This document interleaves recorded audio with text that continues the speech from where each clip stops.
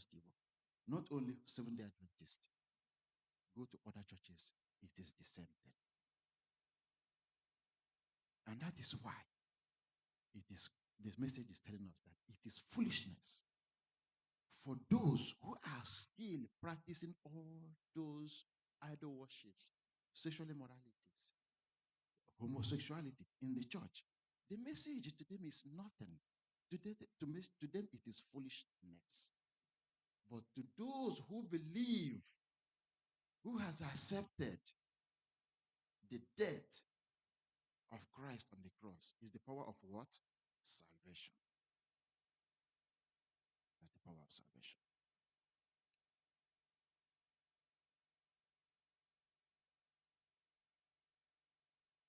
So the illustration here, well, this is it. We already touched part of it. It's now telling us, if look at the contrast. Look at the contrast. This illustration was even before Christ. But now Paul is saying the message of the cross is the power of God. 1:18. For Paul, the cross is the instrument of reconciliation between God and man. The supreme symbol of Jesus's humility and the place where our immense debt was what? Was paid. We owed the debt that we could not do what? Pay. But Christ came and paid it in full, in totality.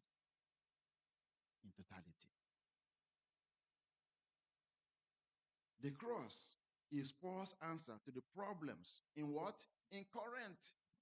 You see, that is why he now started now telling them that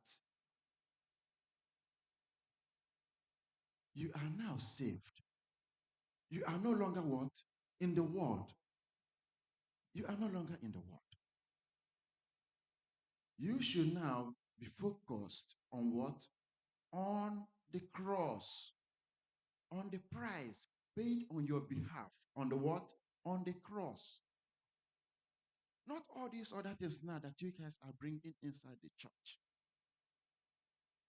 How are you going to tell other people or to convince other people now to come inside if you still have the same message inside the church? So they better stay outside than come what? Coming inside the church.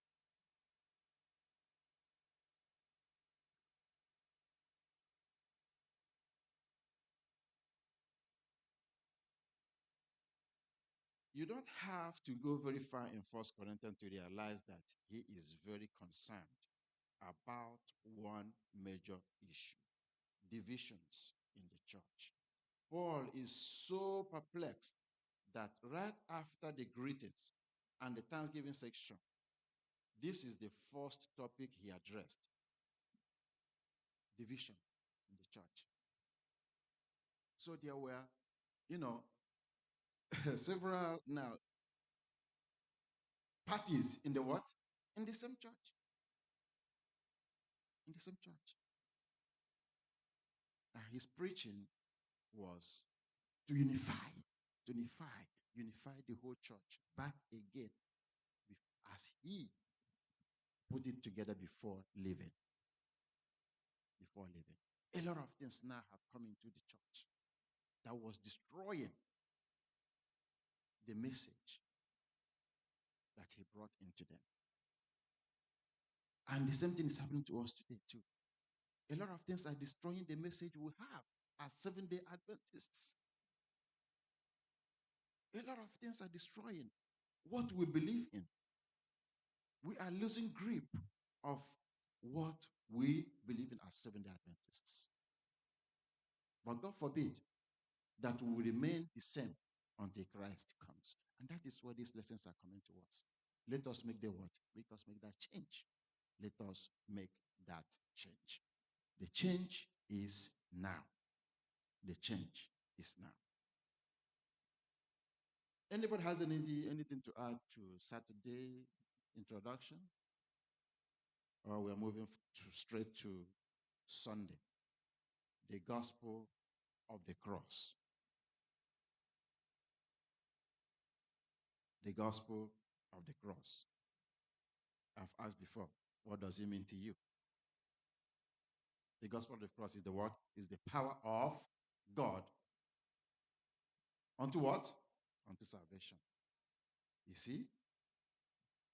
So, to us, yes, those who believe, to us, it is righteousness. It is righteousness. But to those who are still out there, the unbelievers, is foolishness. Talking about the cross. Because what they were expecting, what the Jews and the Greeks were expecting of Christ, of the Messiah, was what? Was not the death of the what? Of the cross. It wasn't what they were expecting. It was not what they were expecting. Their expectation, the Jewish expectation was that the Messiah will come to do what? To conquer the Roman what? The Roman Empire.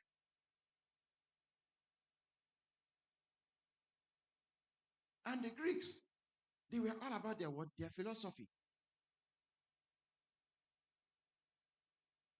So you're not telling them that, oh, Jesus, somebody born of a man, or that God took the form of man, coming down to die on the cross. It doesn't make sense to them. Does not make sense to them.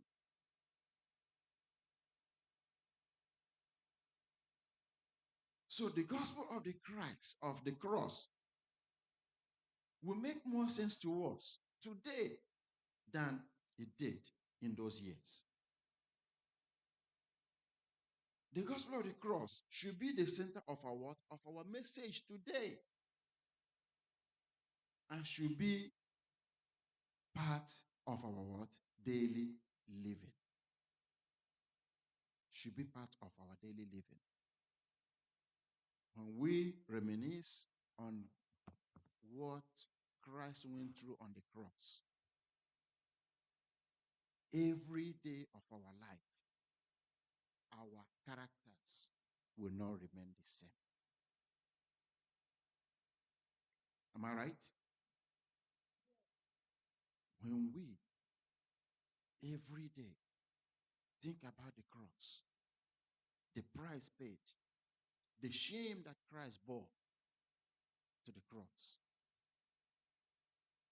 the humiliation he went through, that was prepared for what? For me and you. Then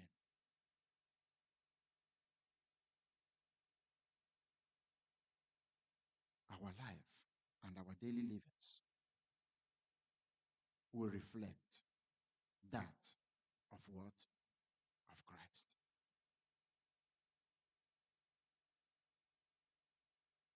The reading here, 1 Corinthians 1, 17 to 31, that's a very long reading. We're not going to go through all that. But let us, for those who study this lesson, what important point is Paul making in this passage if you study the lesson? The memory text? No, I mean the 1 Corinthians 17, 17 to 31. If you study this lesson and read that passage, what important point is Paul making? That our focus, our main topic of discussion should be Christ and him who resurrected. Amen. Right. There, you're also in this very passage, if you can count how many foolish or foolishness that was mentioned here in this passage, right? You can, it's so many of them that were mentioned. But our main focus should be what? Christ and the price paid on our behalf on the cross. On the cross. Teacher, Yes. I think it was a difficult message to bring to a people that, like you've already said, we really need to, you know, look at Paul here and say, even though that God has called him to send this message, but it was really, really difficult to bring to the people who had diverse opinions about death and everything. And now, this passage is telling us that you just wanted us to analyze, is telling us that we should not allow human wisdom, thinking to obscure the cross. So most times people stand on the pulpit and they could speak for 45 minutes and 30 minutes. Christ is not mentioned anywhere in the sermon. So it's just an advice for us that we have to make sure that every time it's not about us, but the cross that is and Him crucified. Amen. Another person has anything to add? Okay. Yes. It is not only even the wisdom here that is being talked about. You see that our we have brought in outside wisdom, you know, personal wisdom into the what? Into the church of God. That personal wisdom will not win any what? Any soul. Personal wisdom will not win any soul for God. Not that he's the downplaying the wisdom. Wisdom is not bad, but how do you make proper use of the wisdom that God has given to you? Are you misusing it or using it the right way? Being eloquent in speech is not bad, but how do you make use of it? Yes, most of us are so eloquent in speech, like he just said. We'll just keep going, going, and going. And people, after everything, people will live with what? Nothing. People will live with nothing. And that is why he's calling upon us. Wisdom of God. When we think that um, the foolishness of God, there's a way the Bible, the lesson puts it. It said, foolishness of God is even better, is far, far better than our own what? Our own wisdom. Our own wisdom. His own weakness. Is God weak? Yeah. His own weakness is far, far, far, far, far stronger than the what? Than the mighty men in this world. That is who God is. If we should think it that way, that is who God is. So our speeches, our wisdom should be based on the what? On the word of God. Don't just bring your own after everything. Everybody that listens to you will just go home empty handed. Empty handed. Should that be happening in the church? No. But was it happening in what? In Corinth? Yes, it was happening. That was where Paul was addressing it. Is it happening today in churches? Yes. Some people will come to preach. They will only mention Christ, maybe in the beginning. That first one, and that will be it. And they will stay here and, run everything down from beginning to the end. At the end, when you go outside and ask, well, what was the topic of today's sermon? Nobody will tell you. What did you gain from today's sermon? Nobody will do what? Will say anything that they gain anything from today's sermon. So let us now learn from the Corinthians. So those problems they were facing, they were having, we are having them today too. It's still in the church. But the call is for us to get rid of all those problems, those issues from the church and unite in one accord and focus on the cross. The cross has the power to display the worst of man and the best of who? Of God. The cross of Christ is not supposed to be emptied of its power. The message of the cross must occupy the center place of our preaching. Of our preaching. The last paragraph here, we have already touched it, but let me read what the writer of this lesson says. He says, Paul is not implying the eloquent speeches are bad in themselves. The point is that human wisdom should not obscure the message of the cross. This phrase refers to Greco-Roman rhetoric. In Athens, Paul used logic, science, and the philosophy, but this resulted in little fruit. So he decided to follow another plan of labor in Corinth in his efforts to arrest the attention of the careless and the indifferent. So he went to Corinth. He went when he was in Athens. He was following the what? The Athens way, philosophy, logics, all this and that. But he did not. Did he succeed? No. Yeah, he won souls, but not to the extent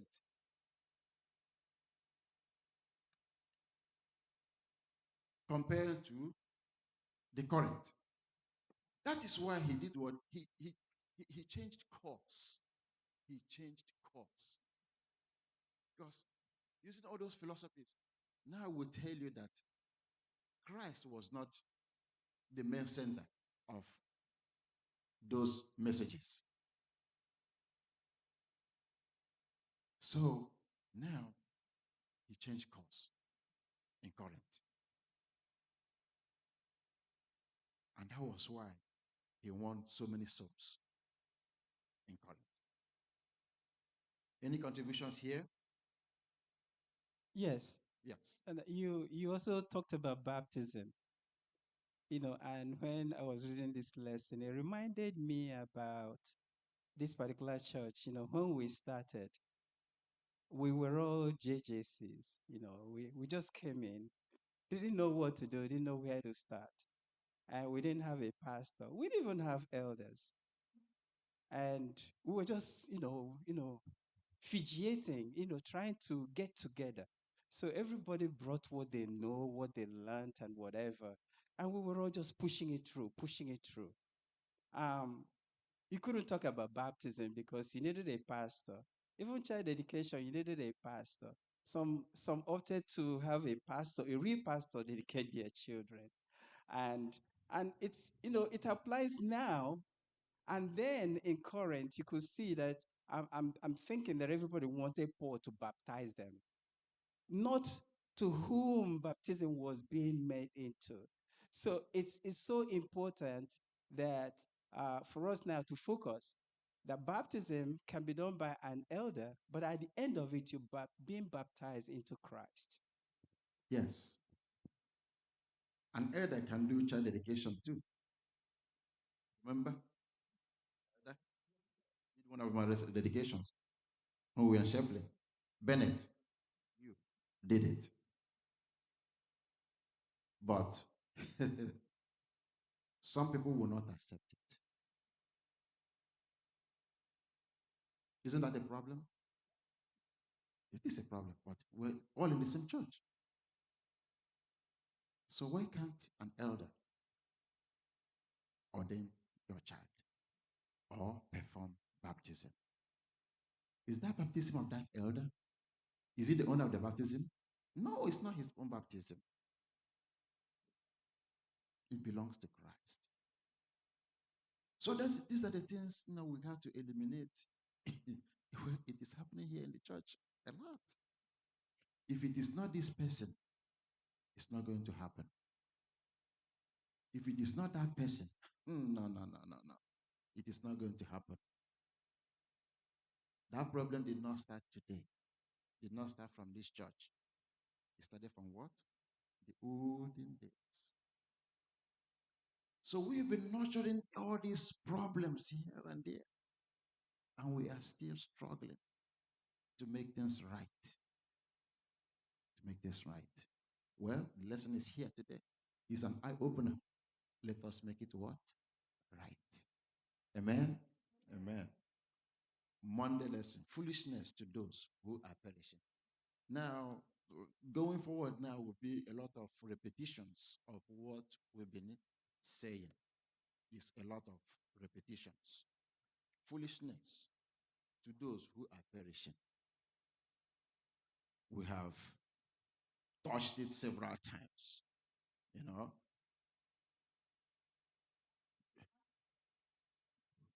Okay.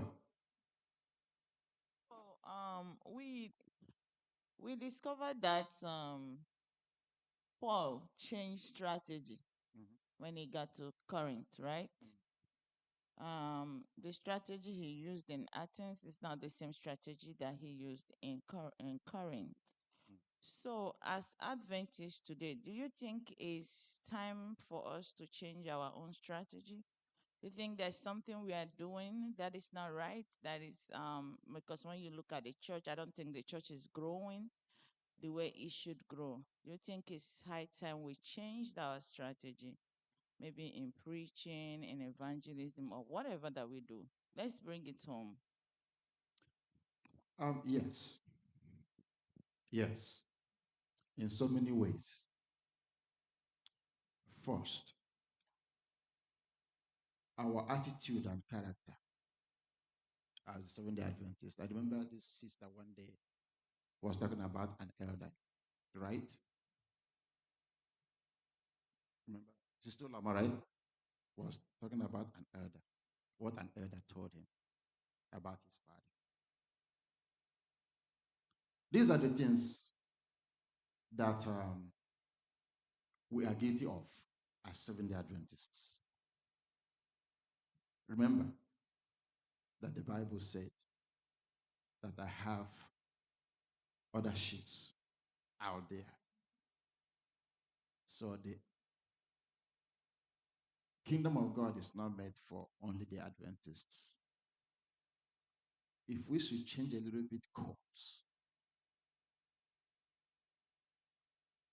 I think that will help us also.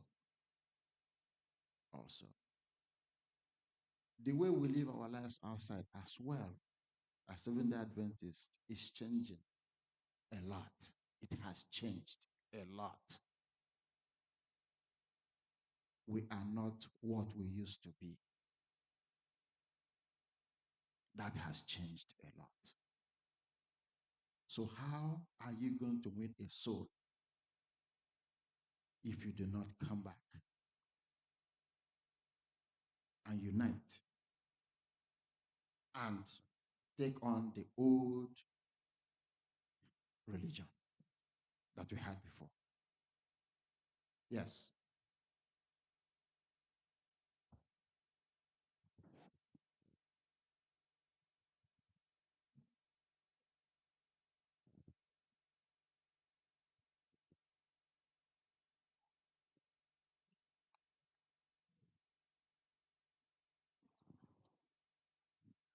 Unu ewela iwe ajụjụ goolu njụrụ ndị mkpa.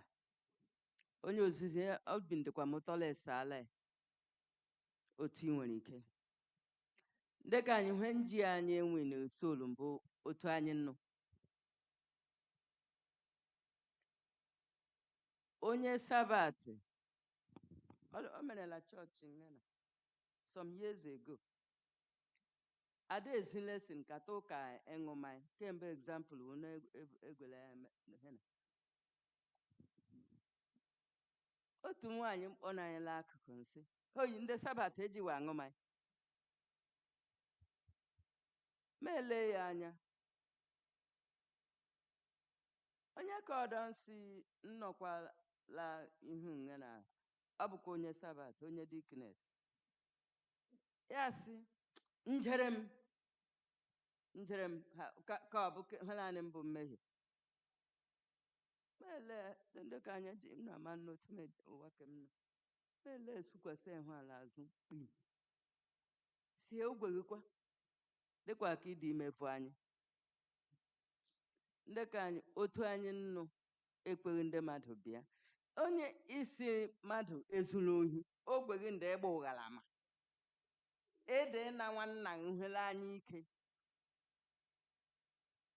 ọ dị mma ndị akọ akụkọ ọsa ọ dị ihe mmerenụ asaa ndị niile mmechara hụ a nriri ngori lapụchawo ndị sabat rịrịrịrịrịrịrị ị gị kara onye chọọchị sọnde nwere gị si erila ngari nga ndị eldagala ndị dikne ndị iri ngari maọbụ ndị diknes gị nkwaghị kodo aga ihegharị anyị mmaghụrụ ụrọ shigharị shi that is the strategy we need. Thus said the Lord. Akwụkwọ nsọ ọkara nngịrị ma anyị adịghị ime otu a anyị agaghị irita ndị ọdọla uru. Ndewo.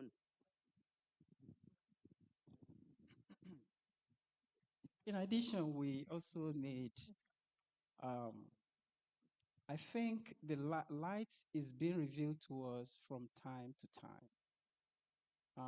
EGY did say that. And the lesson we are studying today is actually a new light. This is not the first time we have read 1 Corinthians. But you can see it's a new light that's being shared, in this church. So we are learning. Let's not just, I don't think that Paul came from Athens to Corinth and just decided to change strategy. The Holy Spirit was with him. The Lord was revealing things to him. So if we continue to focus on the Holy Spirit guiding us each step of the way, they will continue to get new light that will guide us to new higher grounds. Amen. You see, like the question you asked, right? Let us go a little bit off. Turn to the back of your pamphlet. To the back of your pamphlet. You see the number of the inter-European division, right? Look at the unions. Look at the population of our churches right there. Should our church change strategy in preaching instead of taking this message? I know how much this man went to Africa to preach. I know how much they spent. Instead of going to all these places where we are lacking members, they keep going to Africa. Is Africa the worst place in the world for them to preach? We are more receptive. These are fields where they should do what? Where they should go.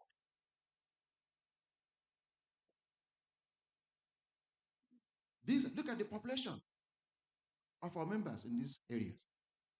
But they spend millions of dollars to go to Africa to preach. Are we the worst people on earth? Those are what? Those are mission fields. Let them go there and preach. Change strategy. Let them change strategy. Most of you don't go through all those things. I go through it. You know where we stand in the world. Look at the population of the nations and look at the population of our church membership. But they only prefer to go to Africa to preach. This should change in the church. I don't know if they are hearing me, Pastor. Okay. Foolishness to those who are what? Yeah, so let us now, then even look at how many crusades, even local churches in Africa, district conferences perform in Africa, but they still chose to go to Africa to spend millions of dollars to do what? To preach. Our people are preaching. Unlike this place, we can't even preach the way they are preaching. We are preaching in Africa.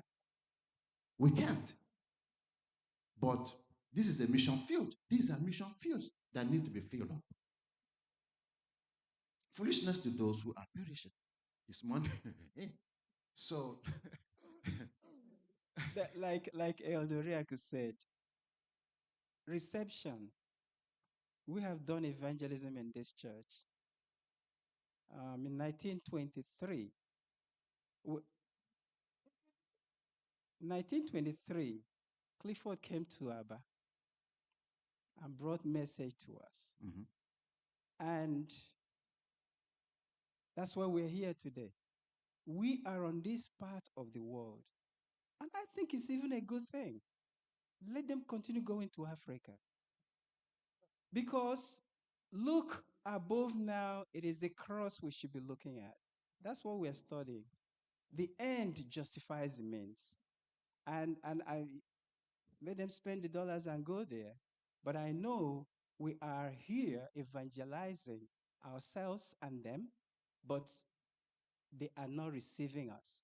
So I don't know what God is doing here, but it's a good thing that Africa is being receptive. Yeah, Africa, we have been receptive right from the get-go. You know, district, local churches, even youth, they go out every Sabbath, every week. There must be a crusade or an effort going on in one place or the other. Right? We don't need, let them take this message the way they're taking it to Africa. Let them take it to one of these, you know, let us do it. Have a mass crusade. Use their millions, rent Yankee Stadium, mass crusade. At least for once. Go to Europe, close one of the stadiums, mass crusade. At least for once. You know? So yeah. that's the thing. If I may say something, Okay. civilization has contributed greatly to making evangelism very difficult. I mean, converting people to Christianity. You see, a lot of people, they say they are Christians because they go to church or stuff like that. Now, if you check some, like Turkey, this was a place where Paul actually preached, and there were a lot of converts. But what happened today?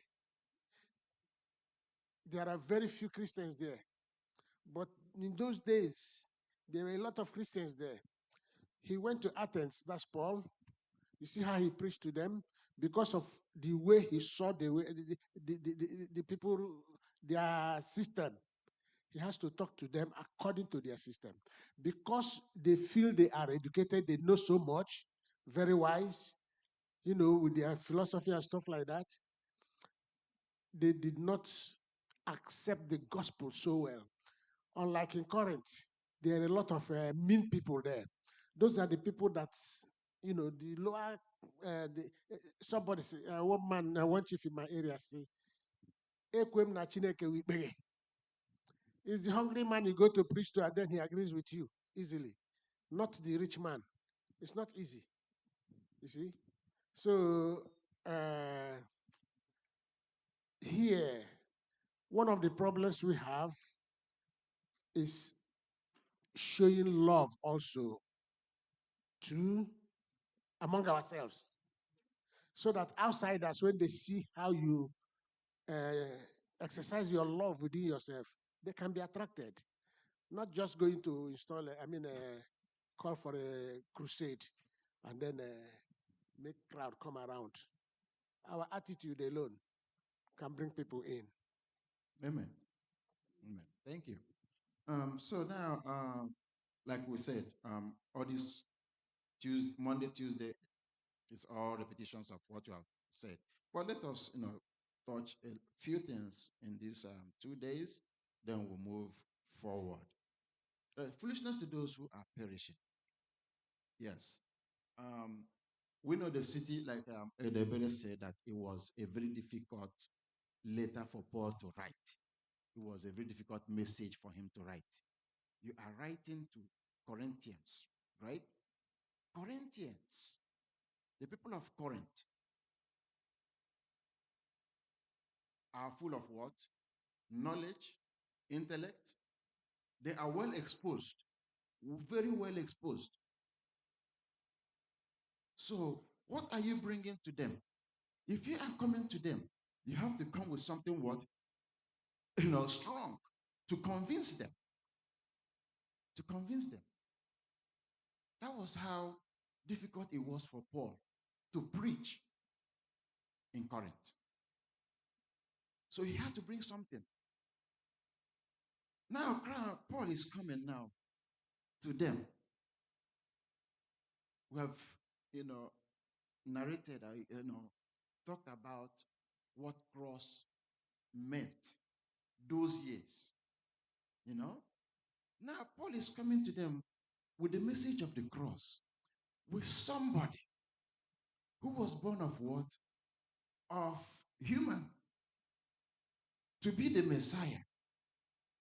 It's like playing mind game with the people of Corinth.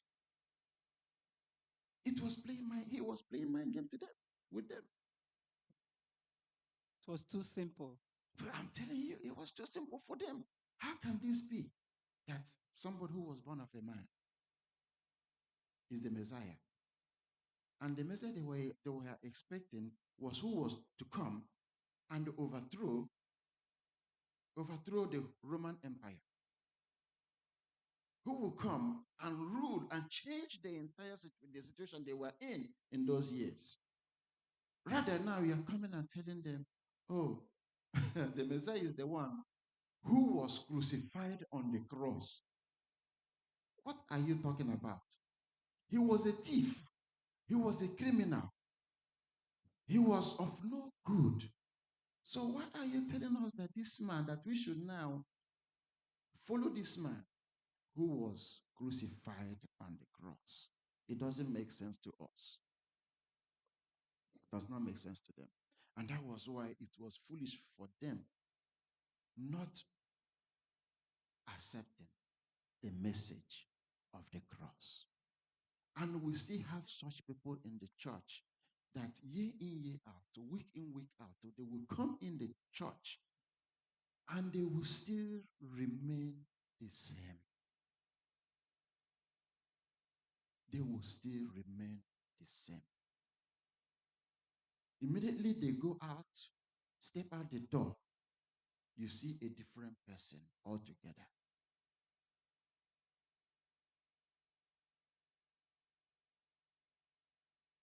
That is why I asked Pastor last night, is there or are there foolish people in the church? Right? Pastor, you know how he answered his questions. He go round. Yes, there are foolish people in the church. Because this message was written to what? To the church. Not to the people outside. Not to the people outside. Because we are now practicing the outside world inside the church. And Paul was writing to unify, to bring back to our knowledge why we are inside here, why you answer the saved, why you proclaim that Christ died on the cross. And that should be our message all the time.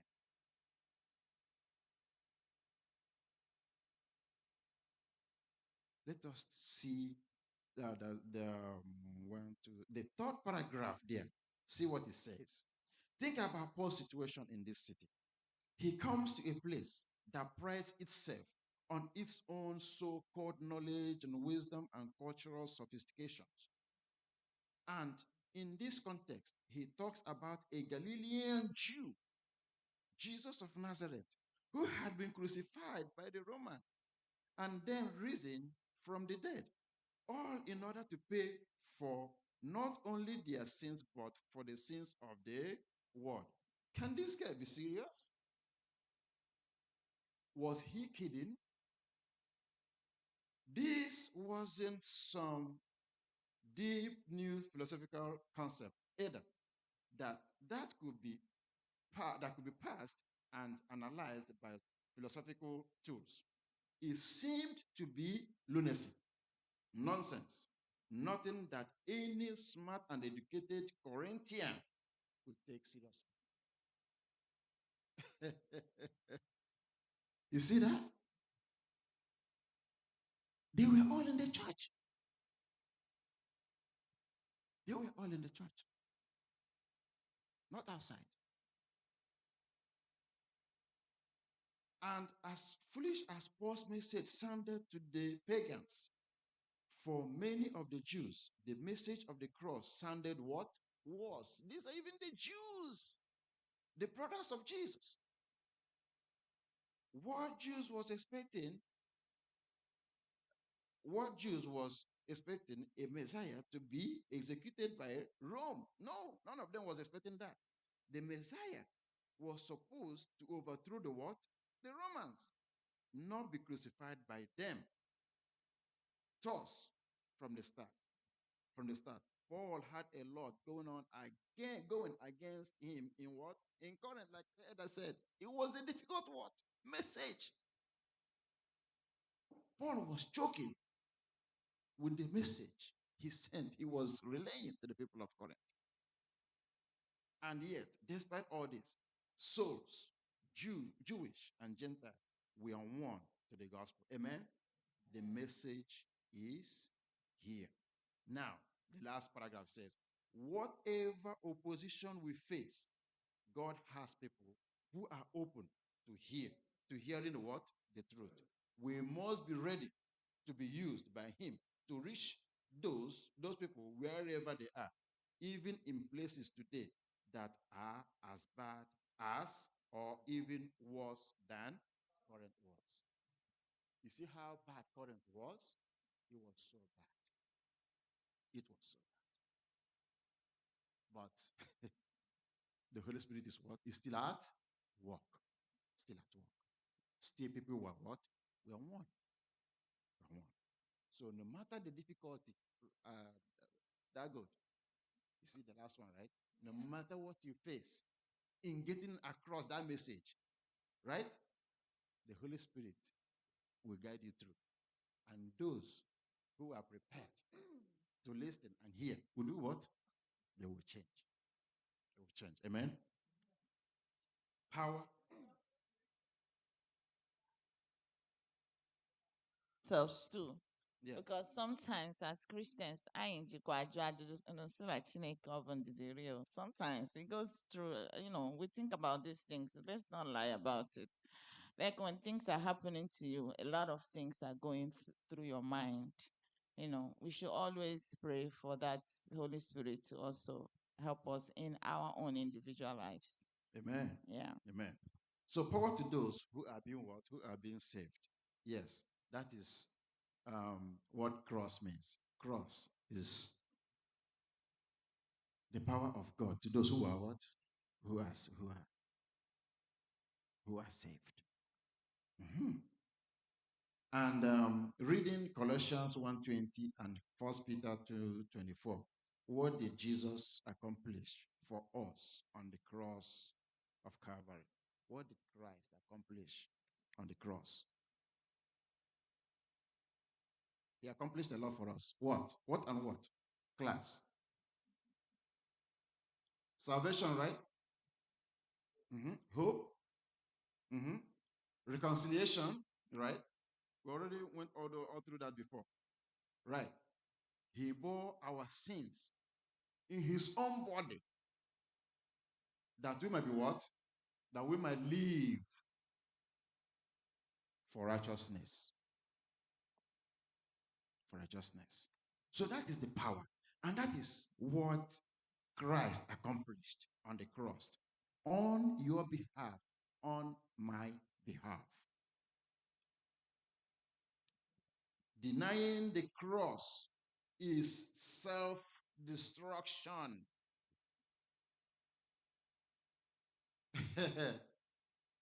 Did you hear that?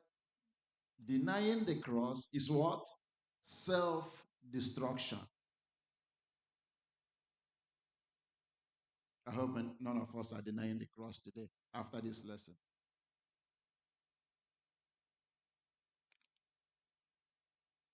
Is power to those who are being what? Who are being saved.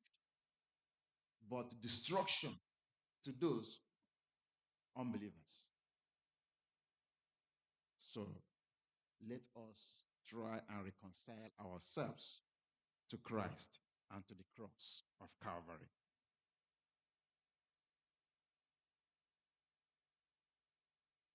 We're not going to dwell so much here because a lot have been said before in this lesson here. It is God who saves those who believe. Foolishness, in this sense, is the act of rejecting what God has offered humanity through the cross, thus bringing destruction upon one's self. The wages of sin is what? Death. And the gift of God is what? Eternal life. Through who? Amen. Messiah crucified. Messiah crucified. Now, Paul, but what I would say the writer here now is taking us on a journey. On a journey, took us on a journey. The message now is took us to what? To history. Before even Adam and Eve sinned, there was a little what? A plan of what? Of salvation. He took us back to Acts of Apostles. We're not going to read all of it. I know most of us that study this lesson, can relate. The why he went that far. The writer went that far. Now he's now bringing the history, starting from Egypt. Starting from Egypt. Telling them now how God has been and led the people of Israel up to that point. Told them all the prophecies concerning Christ in Psalms and all the way down. Now, this message now is not longer, it's not for the current now. It is now for both of us here now studying this lesson. How this salvation, the journey of the salvation to us, that is what Wednesday lesson is all about. The journey of salvation to you and I. Now it is left for you and I to do what? To accept. To accept. The Jews did not accept. They were contemplating. But we have every reason to do what? To accept. We have every very late. The whole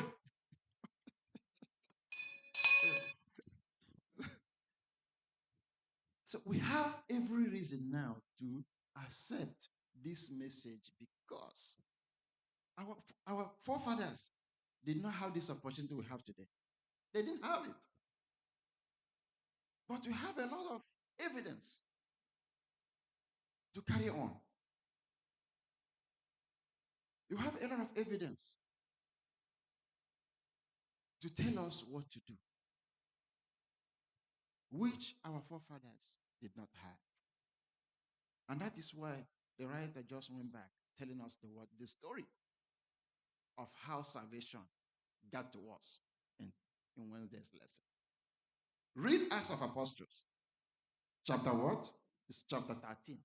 It's from 16 to what? To 47. That is the history, the story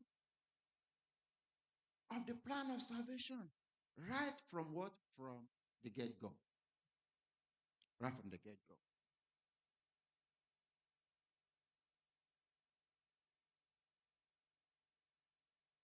Christ, the power and wisdom of God. We have touched all these places. We've touched. Look at this thing that the sketch, the diagram right there, the box is right there. But to us who are being saved, The message of the cross is the what? Is the power of God. But to those who are called, Christ is the power of what? Power of God. Do you see the difference there? Do you see the difference? He says, but to us who are being saved, the message of the cross is the power of what? Power of God. And what is the power of God? What is the power of God? Cross is the power of God. What God did on the cross, that is his power. Nobody can beat that. Can you beat it? No. That is the power of God. Using the most foolish thing on the world to do what? To bring salvation to man. That is the power of God. And to us today, who are being called, we are being called. Christ is the what? Is the power of God. And what is the power of God? That Christ went to the cross and did what? And God did what? God brought him down and raised him off what? From the dead. That we might what? That we might have life, eternal life. So that is what you are studying today. Christ is the power and wisdom. Our wisdom is foolishness to God. Right. Our own power is nothing comparing to God's power. But when we accept the power and the wisdom of God, we have all that we need to conquer. To conquer. And that is the lesson that you are studying today. May God be with us all. Amen.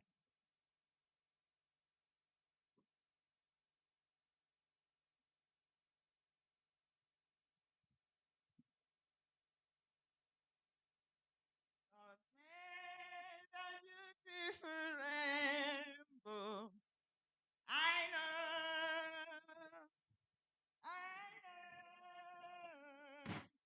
God made a beautiful rainbow. That's why I love him so. Amen. Did you enjoy today's lesson? Thank you so much, Brother Maxwell O'Hara. Pray that the good Lord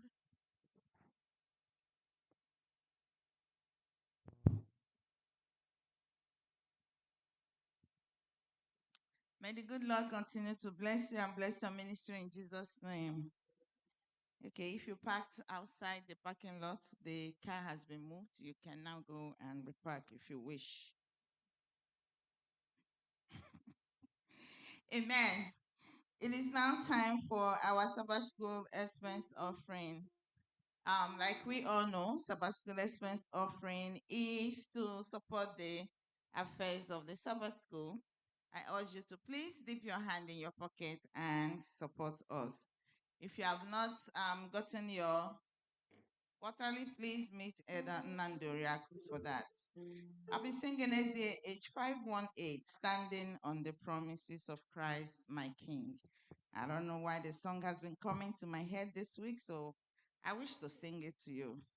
I will sing the first and the last stanza. SDA H518. We have the online giving platforms for those who are online and those who are here also.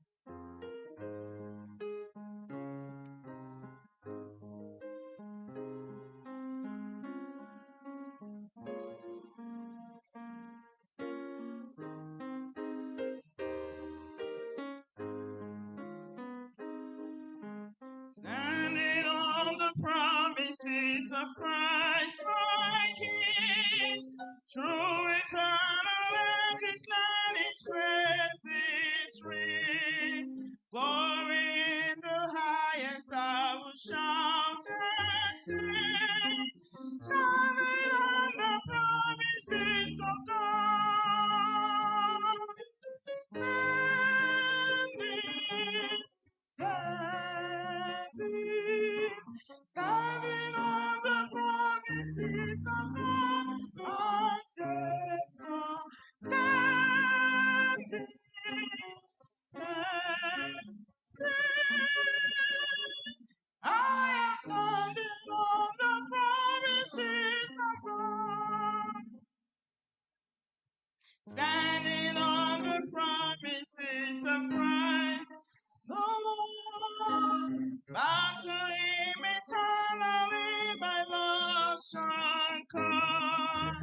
overcoming daily with the Spirit,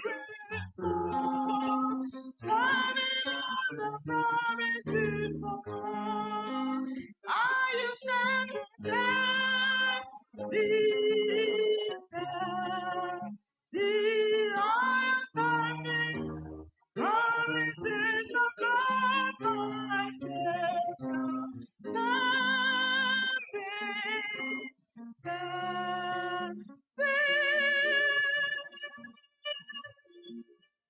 I am standing on the promises of God.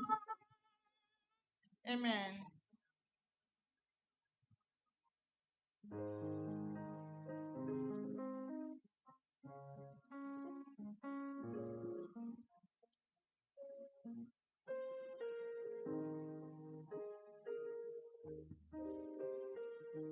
Amen. Happy Sabbath, saints of the Most High God. Are you happy to be in the house of the Lord? Yes, we are happy to be here. We thank God for his faithfulness. Amen. Wow. Brother Maxwell, you did a very good job. Beautiful, beautiful. We thank you for how you moderated that lesson. Actually, what I want to say is I want to first welcome our visitors. We have so many today at the back. Our own dear Mrs. Alozie, we call her Devlin, traveled to Nigeria in the midst of all this bad news and chaos and everything going on. The Lord stayed with her and brought her back safely. We are overjoyed. And we say, Devlin, you're very welcomed. We thank God Almighty for taking you there and bringing you back. First thing, we serve a living God. Whatever, we've been going and coming, no bad news. We will hear it in the east, west, south, and north, and it will not come near our dwelling because that's who we believe, and we serve a living God. Amen. We have also very important visitors at the back over there. I have this favorite pastor that I see when I go to Examen. No, when I go to convention. He was trying so hard to teach us a chorus. Last minute, that was so beautiful, passionately. And he also preached passionately. And he's sitting at the back. We are very excited to have you in our midst. I know that there will be time for your introduction, but I just want you and the lady by your side, I don't know whether it's your wife, to stand up and greet the Church of God because we're super excited to have you today. Name of the Lord, you are welcome in the name of the Lord. I can see all over you the glory of the Lord. You are welcome in the name of the Lord. In the name of the Lord, you are welcome.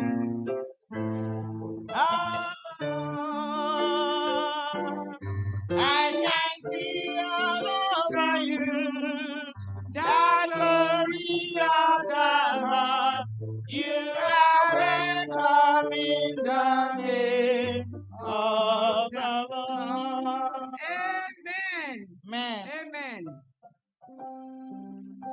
Back to business. The message of the cross, lesson 2. We thank God that this message has come to us today. It is not a new message. The person who wrote this lesson is trying to is intentionally trying to create awareness to us because we know these things, but we have gone astray. There are too many things that are important to us these days. The cross should be at the center of our lives. Paul had a serious encounter with Christ, and he changed and he got transformed. Today, you who is here, what are you going to do about this message? The take home for us today is that this message of the cross should not be foolishness.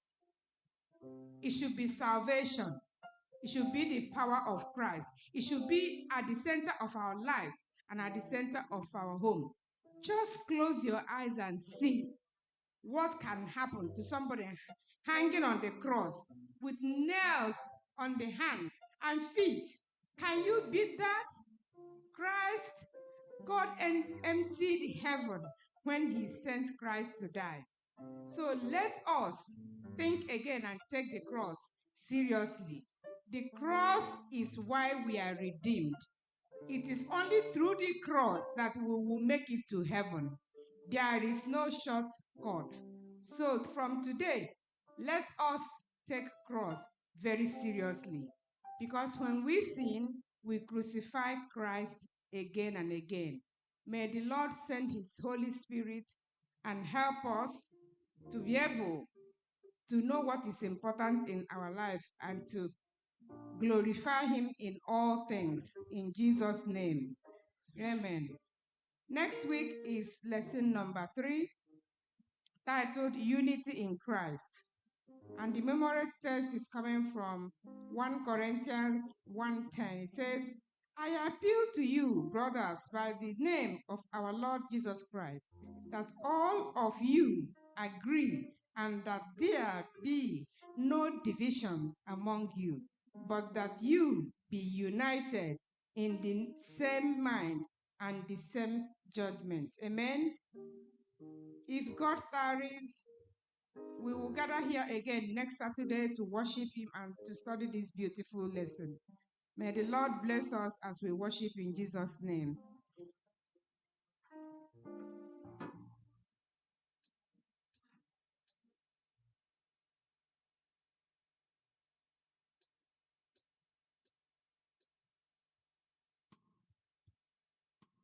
Amen.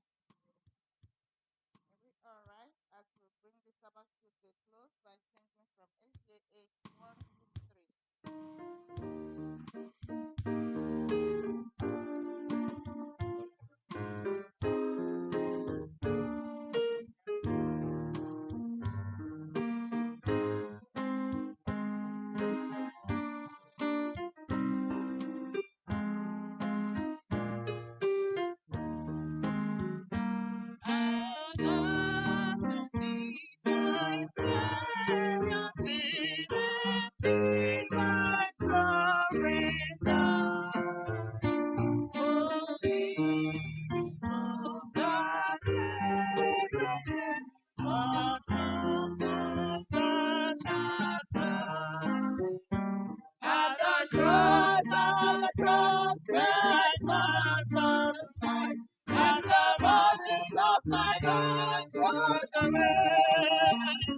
It was there by faith I received my sight, and now I am happy all the day.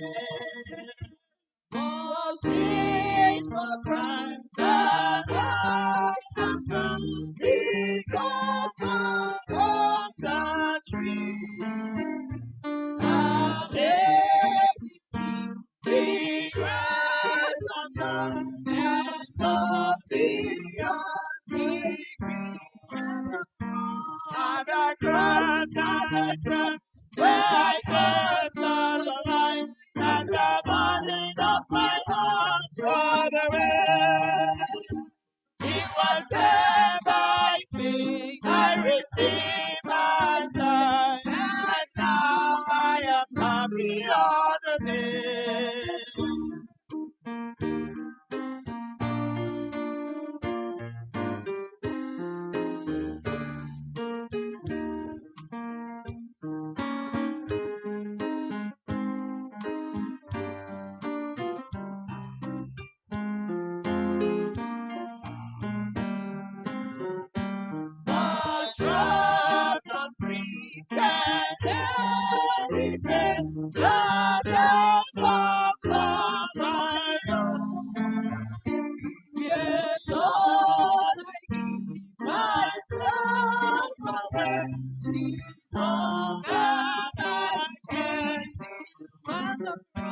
on the cross, where I first saw the light, and the burden of my heart rolled away.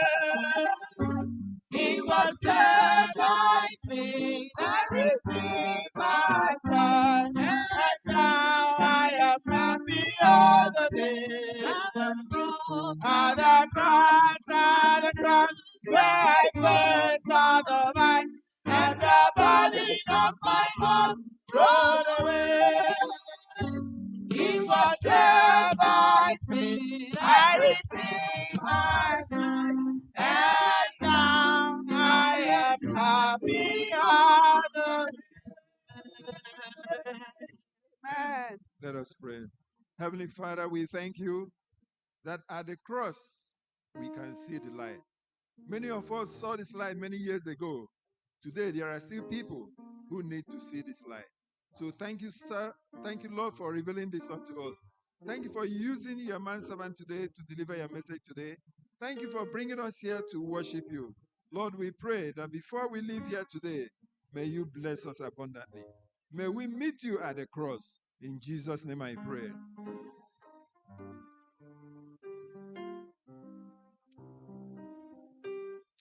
Amen. Thank you so much, everyone, for joining us in the Sabbath School today. We thank all of you who made it in person. We pray that the good Lord will continue to bless you. Those who have joined us online, those who have come from far and near, may the good Lord continue to be with you. Today, your takeaway is that Paul changed strategy. That strategy you have been using that is not working, change it. Tell somebody your story.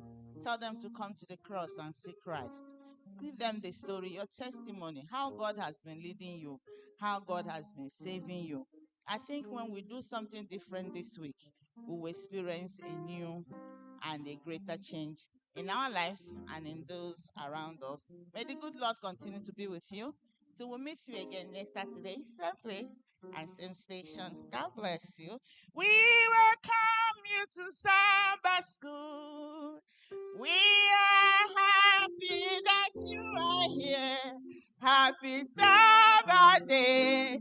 Happy Sabbath day to you. Till we meet again. Hallelujah.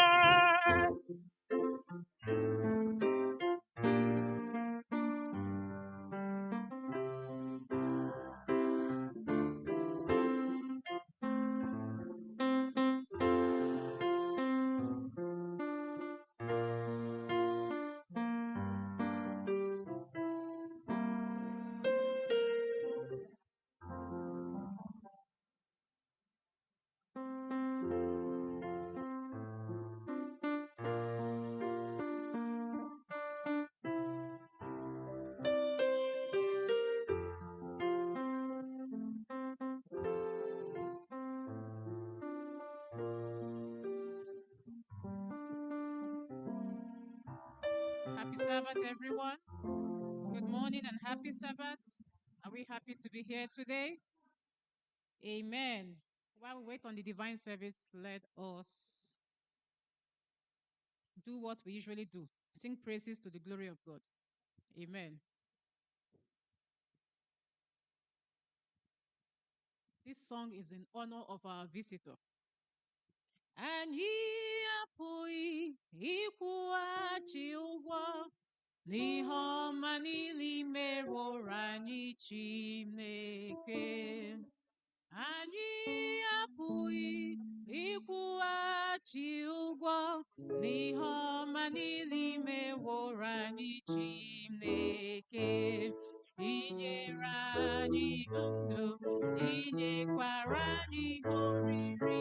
Anyị apụghị ikwute ndị a niile, ma sị na na-enwe ụmụaka niile. Ozu kwekwewachi ihe ndị a niile. O nwekwara anyị ndụ, inyekwara anyị oriri. Anyị apụghị ikwenye ndị a niile, asị na na-enwe nwaka niile ozugbo iji kwụghachi ihe ndị a niile. Amen. Amen. Not yet. I didn't hear altos, I didn't hear tenors, whatever your part is, let's go with it. I'm going to raise the key a little bit. Anyị apụghị ịkwụghachi ụgwọ n'ihe ọma niile meworo anyị Chineke. Anyị apụghị ịkwụghachi ụgwọ n'ihe ọma niile meworo anyị Chineke. Inyere anyị ndụ, inyekwara anyị oriri. Anyị apụghị ịgbanwe ihe ndị a niile, asị na anyị ewerewo nka niile, ozubeghị ịkwụghachi ihe ndị a niile. Inyere anyị ndụ, inyekwara anyị oriri. Anyị apụghị ịgbanwe ihe ndị a niile, asị na anyị ewerewo nka niile, ozubeghị iji kwụghachi ihe ndị a niile. Amen. Amen. Let us pick up our hymns. SDH 529.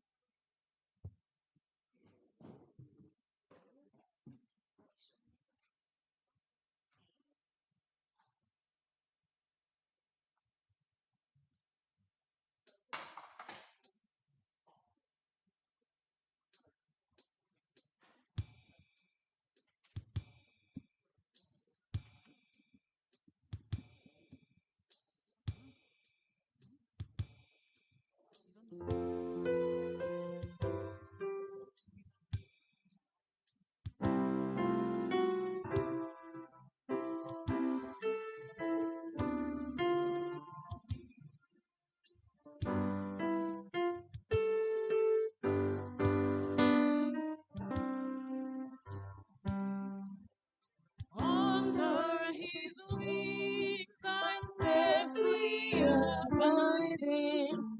Though my defense and tempest are wild, still I can trust him. I know he won't leave me.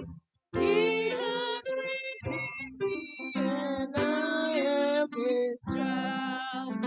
Under his wings, under his wings, will from his love and safety. Under his wings, my soul shall abide, safely abide forever.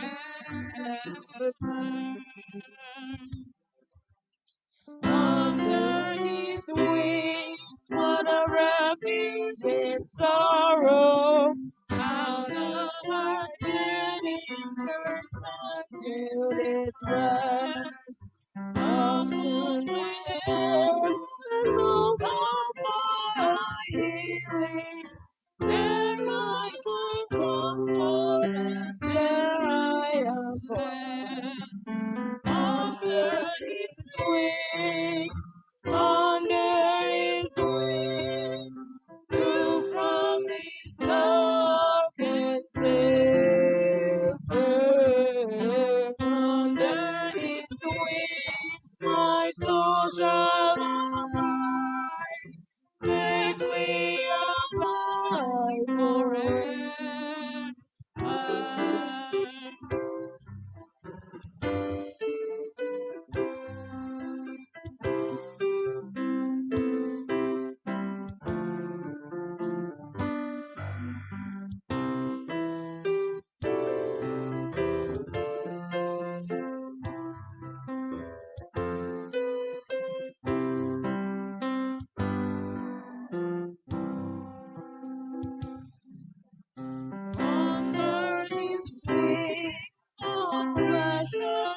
enjoyment.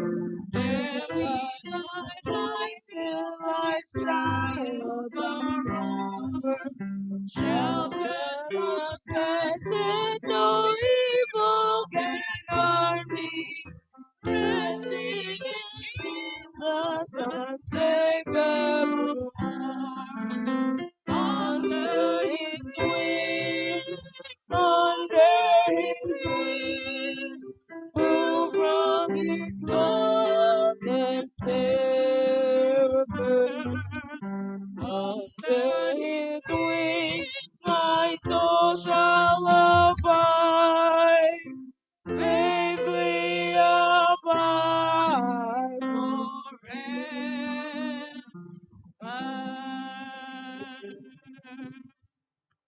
Amen. Do you have a special number? 516. 516. All the way my Savior leads me.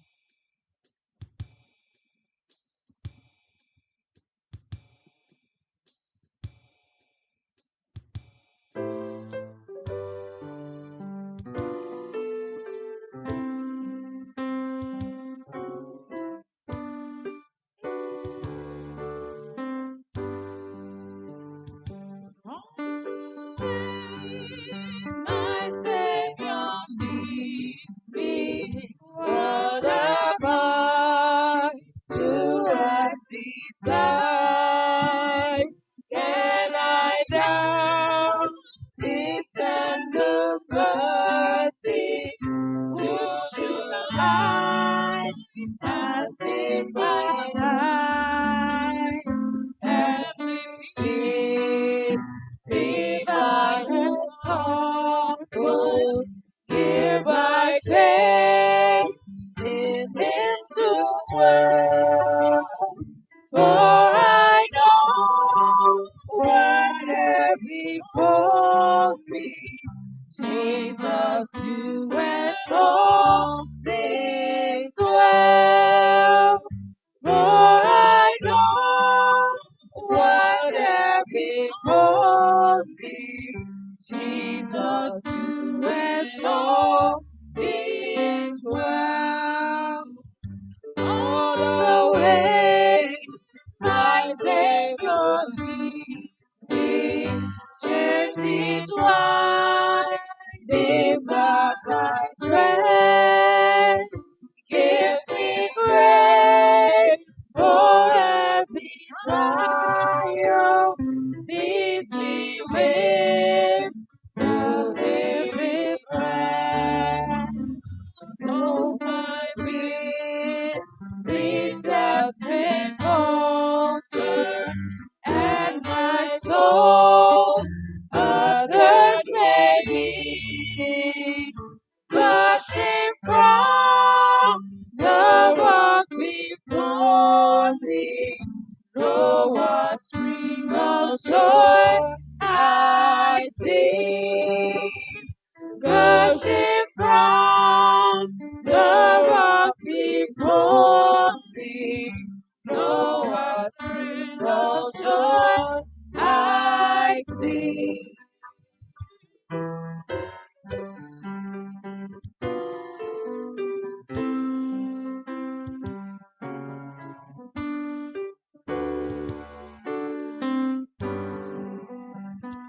All the way my Savior leads me, oh, the fullness of His love, perfect rest to me is promised in my Father's house above. When I wake to life immortal, wing my flight to realms of day. This my song to endless ages. Jesus sent me all the way. This my song to endless say, Jesus, let me hold the way.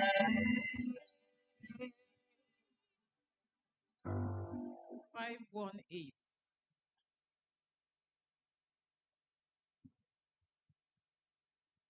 Standing on the promises.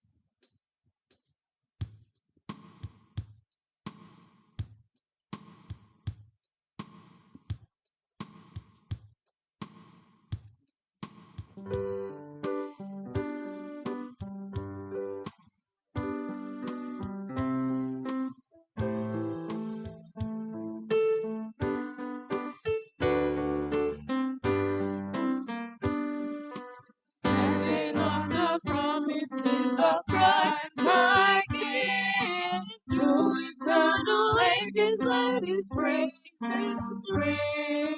Glory in the highest, I will sing and sing. Standing on the promises of God. Standing, I am standing, I am standing on the promises of God, my Savior. Standing, I am standing, I am standing on the promises of God. Standing on the promises I cannot fail. When the howling storms are down and fears assail, by the living word of God I shall prevail. Standing on the promises of God, I am standing, I'm standing, I am standing on the promises of God, my Savior. Standing, I'm standing,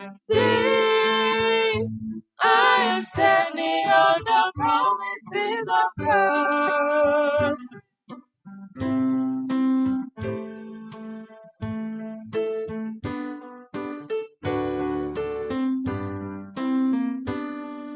Standing on the promises of Christ, my Lord, bound to live eternally by love's strong cord, overcoming daily with the Spirit's sword. Standing on the promises of God, I'm standing, I'm standing. Standing on the promises of God, my Savior. Standing, I am standing. I am standing on the promises of God. 251. 251. Let's see.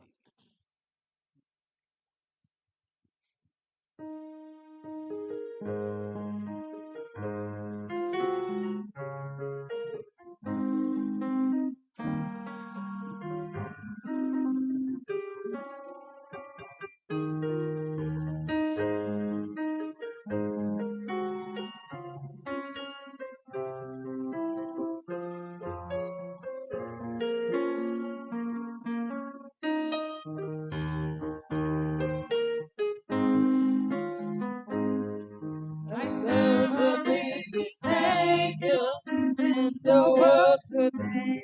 I know that He is with me, whatever men may say. I see His hand of mercy, I hear His voice of cheer, and just as I might need Him, He's always near. He lives, Christ Jesus lives today. He walks with me and talks with me along His narrow way. He lives, salvation to impart. You ask me how I know He lives. He lives, within my heart. In all the world around me, I see His loving care.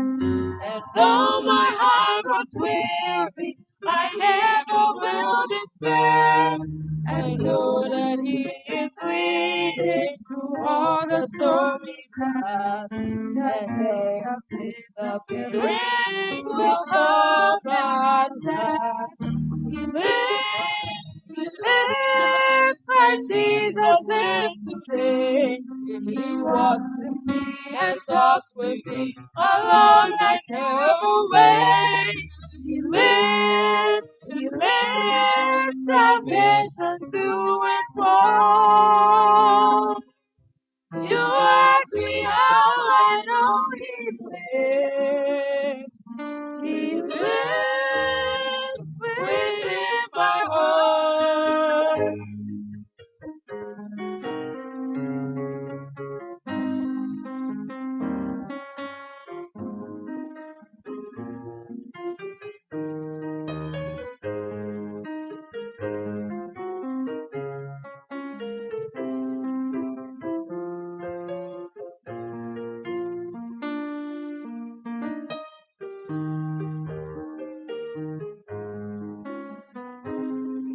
Rejoice, rejoice, O Christian, lift up your voice and sing. Eternal hallelujah to Jesus Christ the King, the hope of all who seek Him, the help of all who find. None other is so loving, so good and kind. He lives, Christ Jesus is within. He walks with me and talks with me along life's narrow way. He lives, salvation to impart. You ask me how I know He lives within my heart.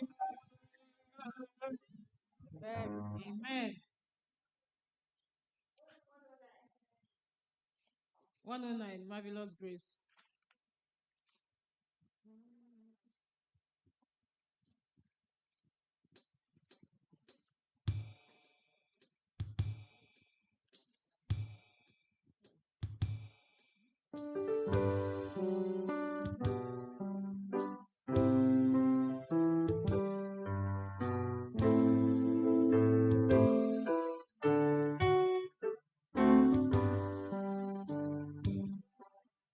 Marvelous grace of our loving Lord, grace that exceeds our sin and our guilt. Yonder on Calvary's mount outward, there where the blood of the Lamb was spilled. Grace, grace, God's grace, grace that will pardon and cleanse within. Grace, grace, God's grace, grace that is greater than all our sin. Sin and despair like the sea waves fall, threaten the soul with infinite loss. Grace that is greater, yet great untold, points to the refuge of mighty cross. Grace, grace, God's grace, grace that will pardon and cleanse.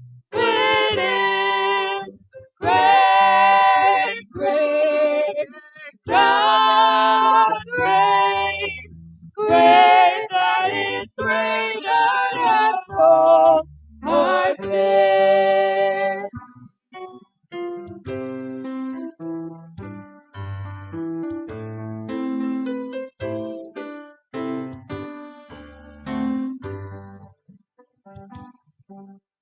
Marvelous, infinite, matchless grace, freely bestowed on all who believe.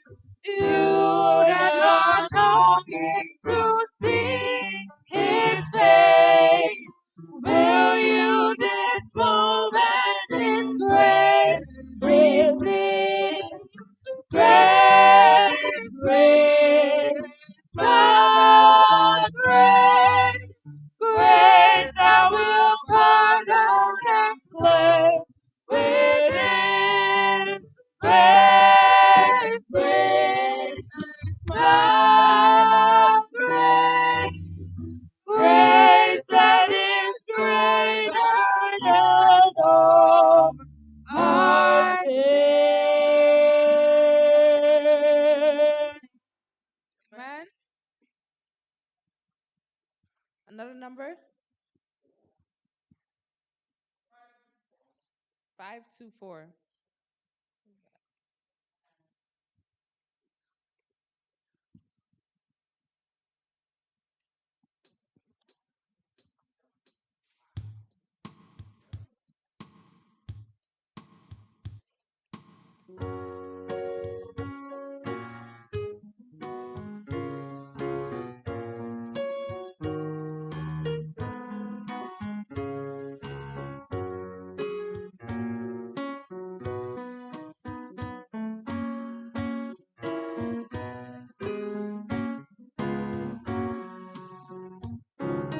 It's so sweet to trust in Jesus, just to take Him at His word, just to rest upon His promise, just to know thus saith the Lord. Jesus, Jesus, how I trust Him, how I proved it more and more. Jesus, Jesus, precious Jesus, oh, for grace to trust Him more.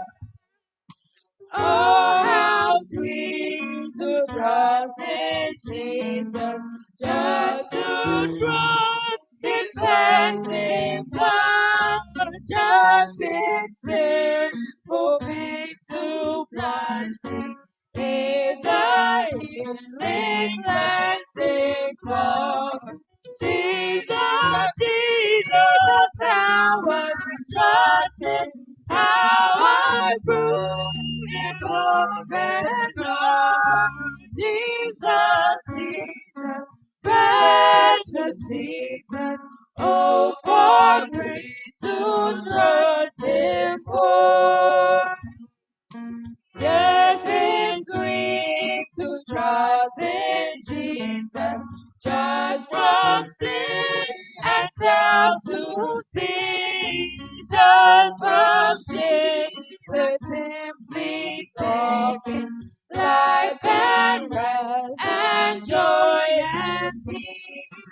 Jesus, Jesus, how I trust Him, how I prove Him more and more. Jesus, Jesus, precious Jesus, oh, for grace to trust Him more.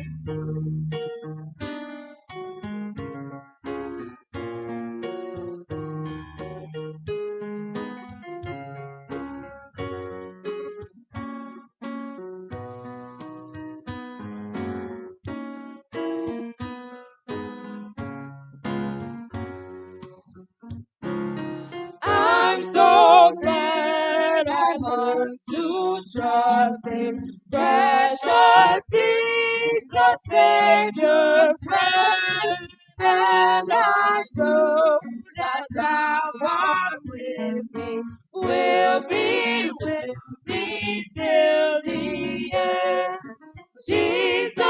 Jesus, how I trust him, how I prove him more and more.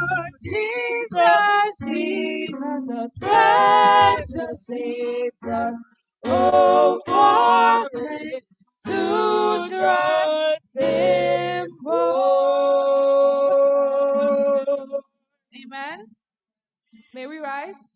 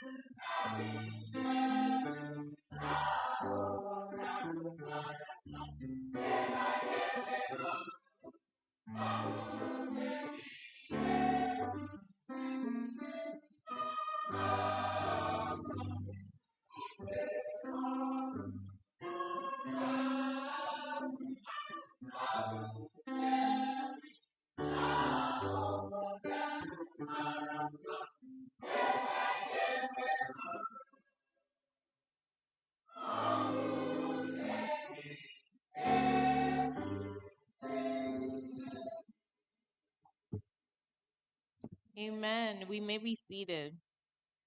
Happy Sabbath, church. These are our announcements for today. We welcome everyone worshiping with us here today in person or online. May the Lord bless you as you worship with us. May he continue to surround you with his ever fresh compassions that never fails. May his goodness and mercy continue to abide with you in this year and beyond. Continue to live a life of obedience, prayer, expectation, rejoicing, and triumph. Remember, this is your year of triumph and elevation.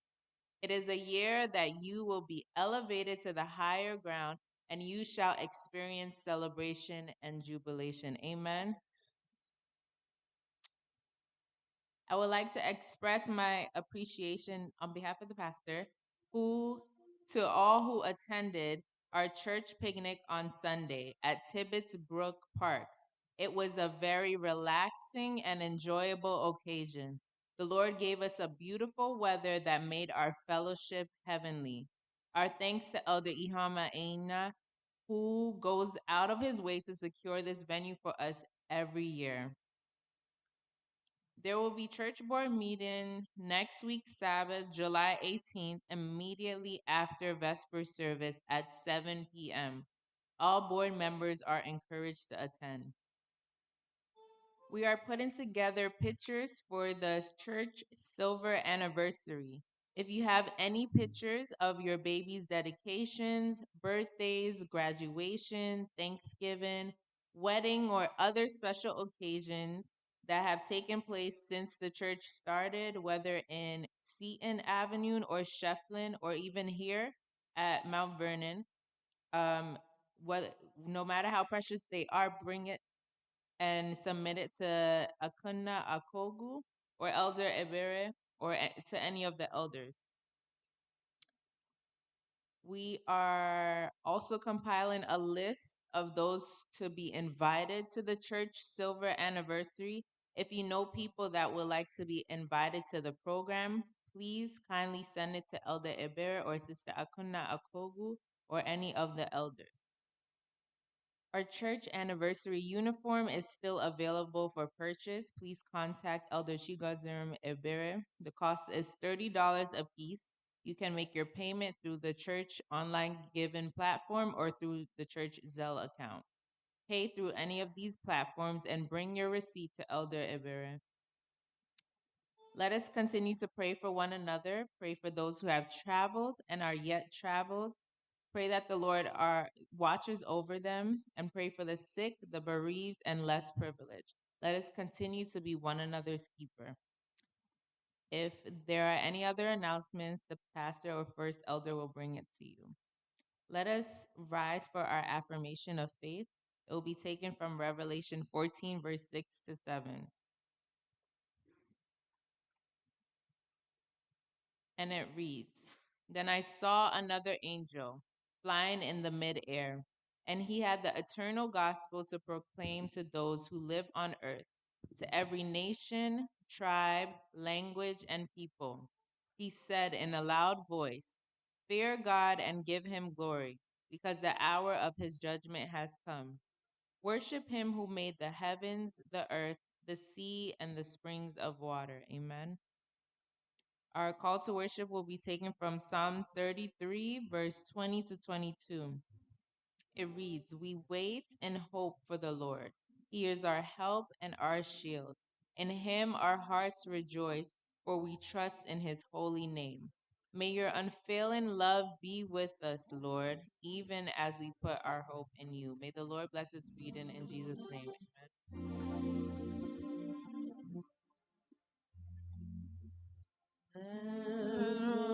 Sweet, sweet, in this silence,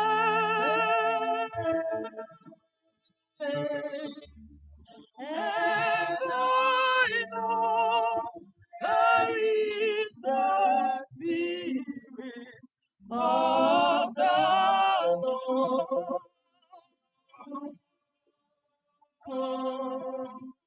There are sea expressions on each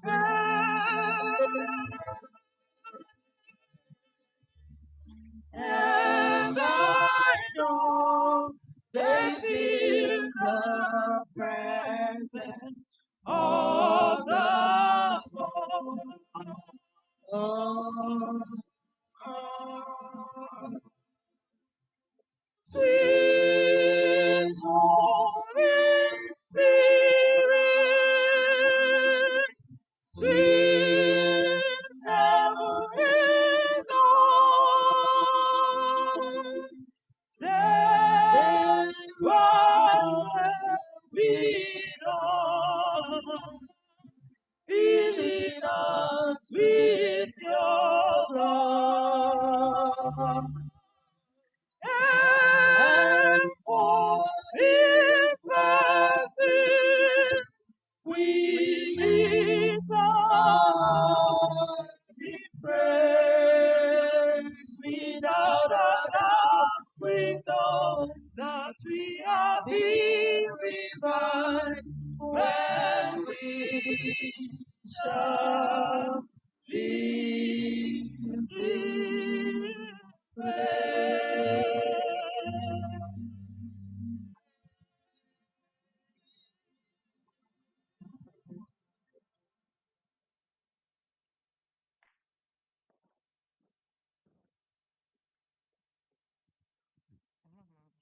Heavenly Father, we want to appreciate your goodness in our lives. We give you all glory and honor because you are great. And from everlasting to everlasting, you are the only God that can never change. Your mercy has brought us thus far, and in your presence we have come to worship you. Dear Lord, we ask that the blessings of the Sabbath of today and all the Sabbaths that come as long as we live will be our portion. Bless us with your Holy Spirit, so that the time we will live here at the end of this service, we will live better than we came, live healed than we came, lifted and blessed than we came. Blessed be your holy name because you've answered and because someone here today has been blessed. In Jesus' name, amen.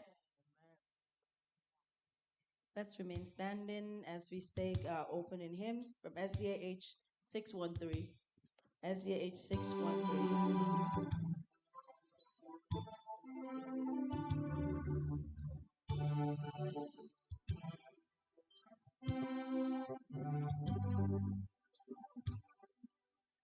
I magnify with all thy might. Christ is thy strength, and Christ thy right. Lay hold on night, and it shall be thy joy and crown eternally. From the strength hands to God to praise, lift up thine eyes and seek his face. Thy faith is far before us lies. Christ is the way, and Christ the prize. Thus care aside, beyond the guide, his wondrous mercy will provide. Just and the strong his soul shall prove. Christ is his life, and Christ is love.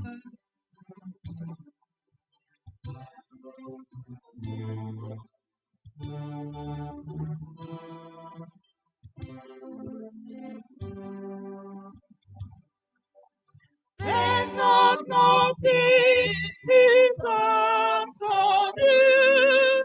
He changeth not, and thou art there. Only believe, and thou shalt see that Christ is all in all.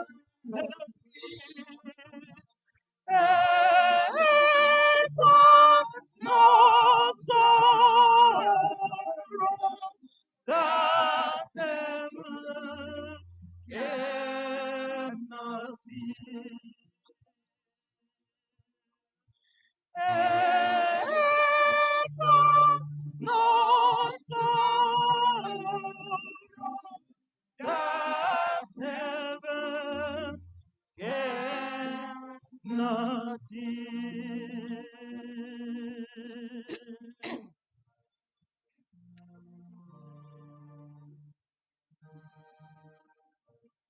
kind and loving Father in heaven, Father Lord, your children, we have gathered in your presence on this holy Sabbath day.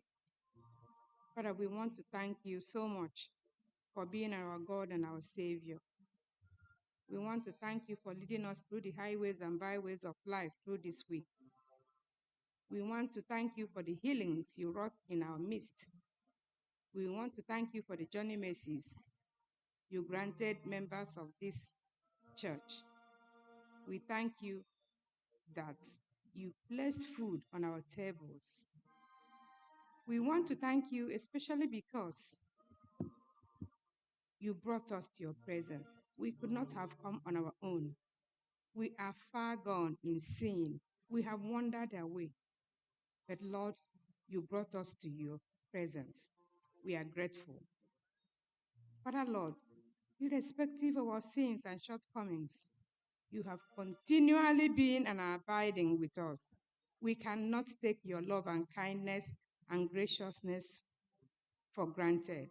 So on bended knees, some standing, some sitting, we say, may all the glory, honor, and adoration be to you, and you alone, our soon coming King, in Jesus' name.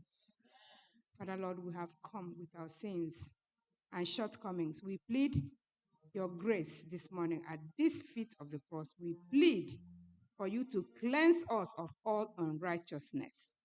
Forgive us our sins and trespasses, Father. We are not worthy, but thou art worthy. Father, cleanse us and make us worthy to call your name and to petition to your holy name in Jesus' name. Father Lord, some are here sick, just managing to be here. Aches and pains. Some are bereaved, some have issues. Father, our faces are different. Whatever your children have brought today, both those who have shown up at the feet of the cross, people who have stepped out of their seats to come to the altar of grace.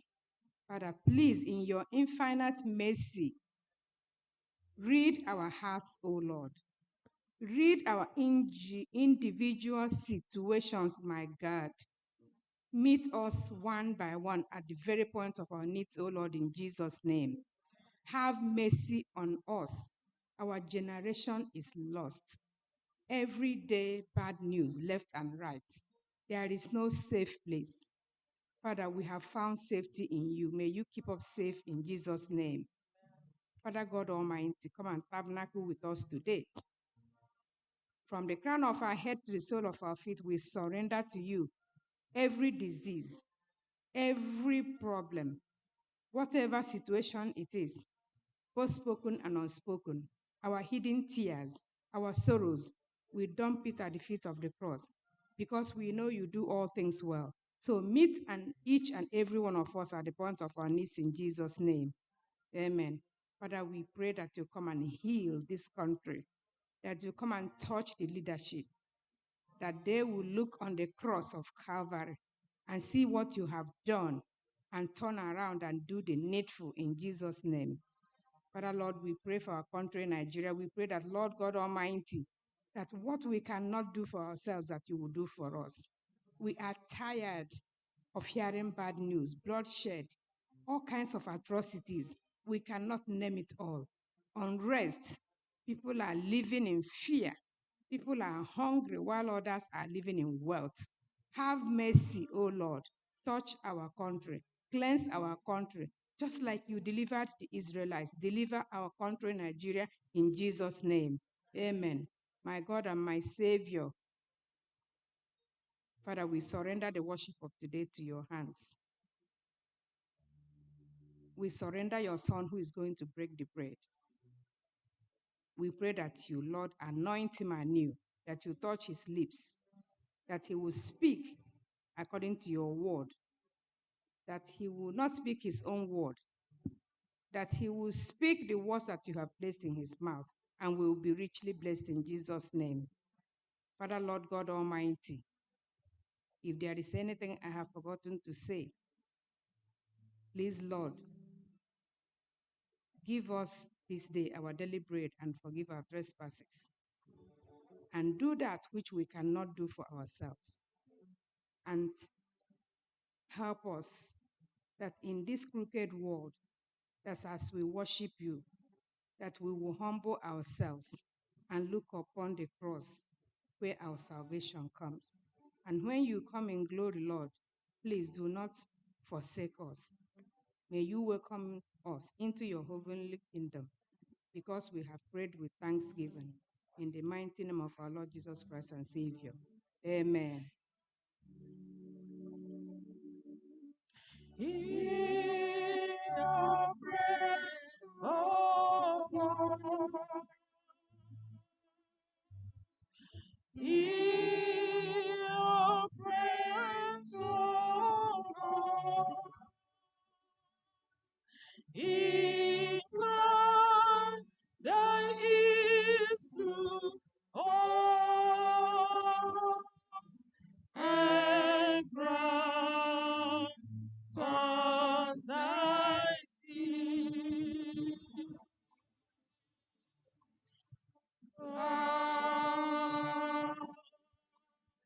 Amen.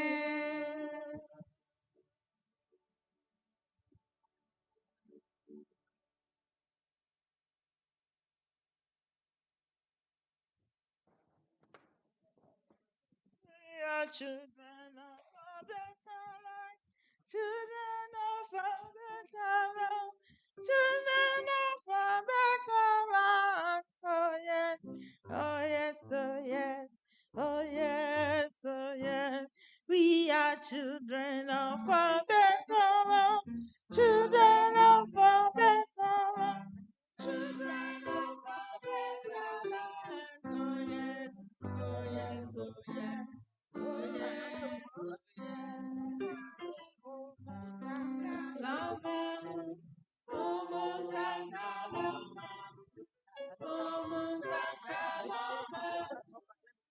ewo, ewo, ewo, ewo,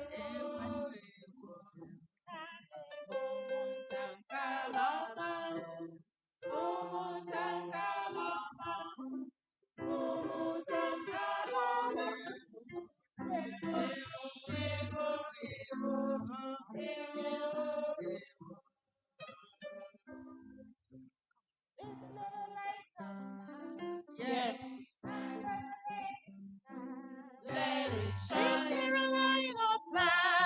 Let it shine. I'm gonna let it shine. Let it shine. Let it shine. Let it shine. Light of mine. Let it shine. I'm gonna let it shine. Let it shine. This is the light of mine. Let it shine. I'm gonna let it shine. Let it shine.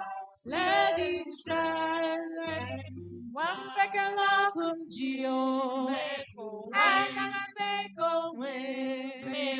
Wampekala kumji, agama meko we, meko we, meko we.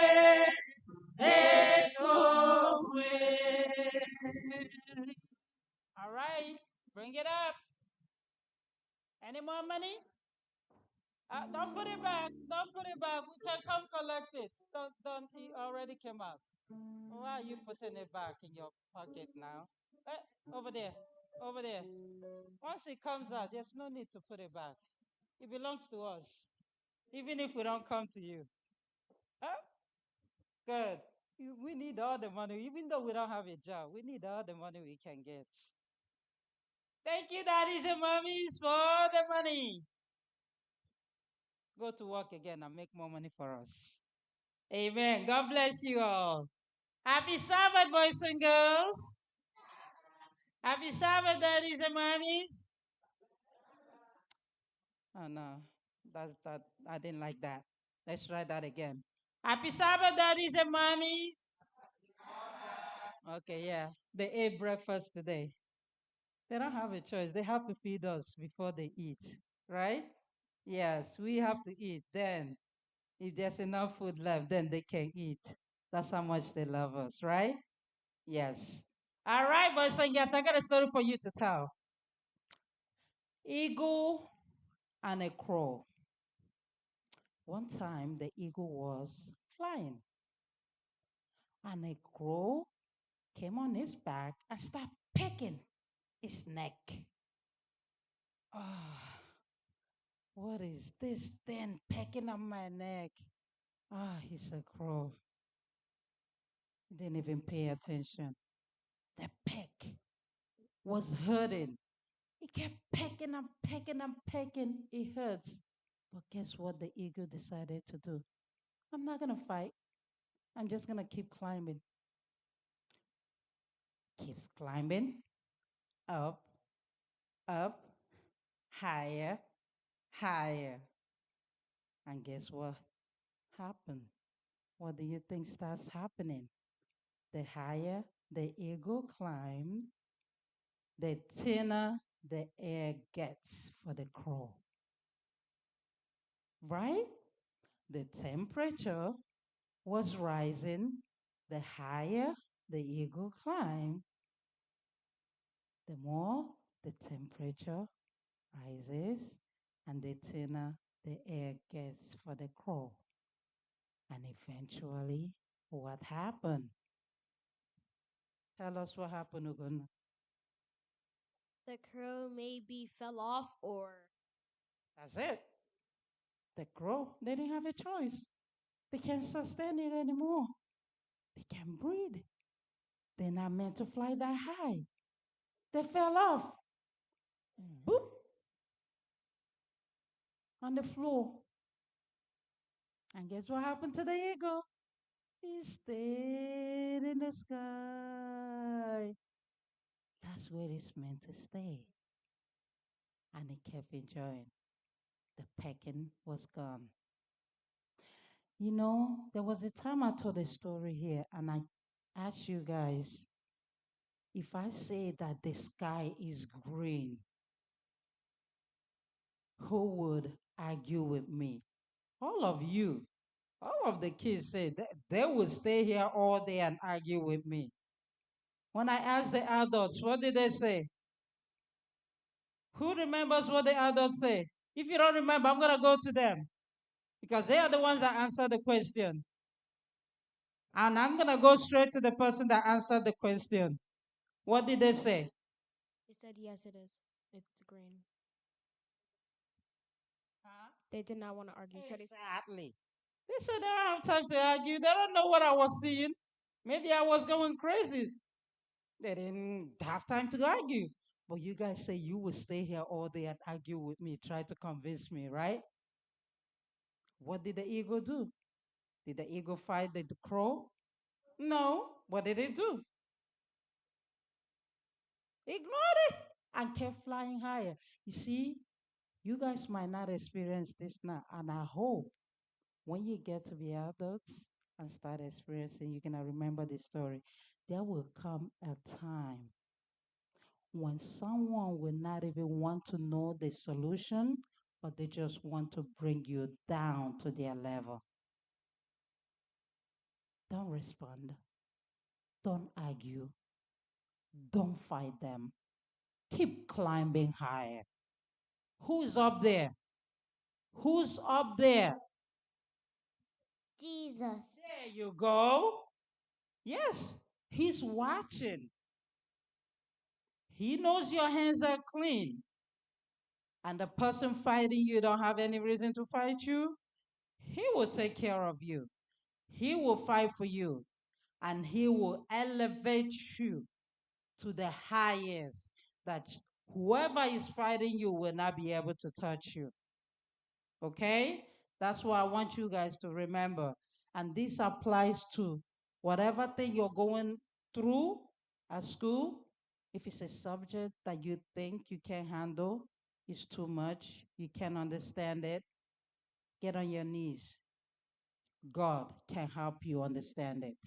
He can open that brain, that thing that you think you will never get, you will get it in Jesus' name. I know I already picked the two people that are praying today because their eyes and everything they were doing were all over the place except where I am telling the story. Ome, let's go. Ugonna, let's go. They are praying today. I keep telling you, you don't even have to raise your hand. Once I'm telling the story, I already know who's going to pray. Yes, yes. Are you ready? No argument. I'm going to be the eagle today. I'm going to be the eagle. No argument. I'm going to fly higher, higher. No. What? Yes, babe. She wants to pray, but she was also not paying attention. Oh, okay. Why you got to tell on her? Why you got to tell? Okay, I know. Okay. All right. Boys and girls. Boys and girls, close your eyes. I will call on you and tell on you if you don't close your eyes. All right. Yeah, go. Dear Heavenly Father, thank you for this day. We're in church. The eagle climbed high, higher, and higher. And the eagle ignored the bird. Amen. Amen. Dear Heavenly Father, thank you for bringing us to church today. Help us to be like the eagle and ignore people that are trying to bring us down. Help us to be good. Help us to listen to the sermon that's going to be in church today. In Jesus' name I pray, amen. Amen. Dear Heavenly Father, I thank you for this wonderful day that you've given us. Oh Lord, when someone tries to bring us down, just let us ignore it and keep going, because eventually they'll lose interest. In Jesus' name, amen. Amen. Thank you, boys and girls. Go back to your seat. No running.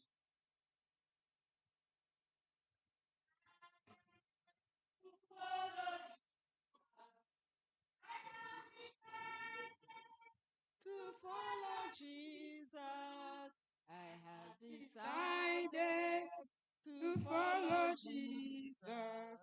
No turning back, no turning back. Amen. This is a special time of our worship. And one of our sisters has brought thanks offering to the Lord. She said that she traveled to Nigeria and God protected her and guarded her. Even though when she was in the hotel, she could not eat the food that was there for some special reasons. But the Lord made a way and provided food anyway. And she came back safely without any complaint.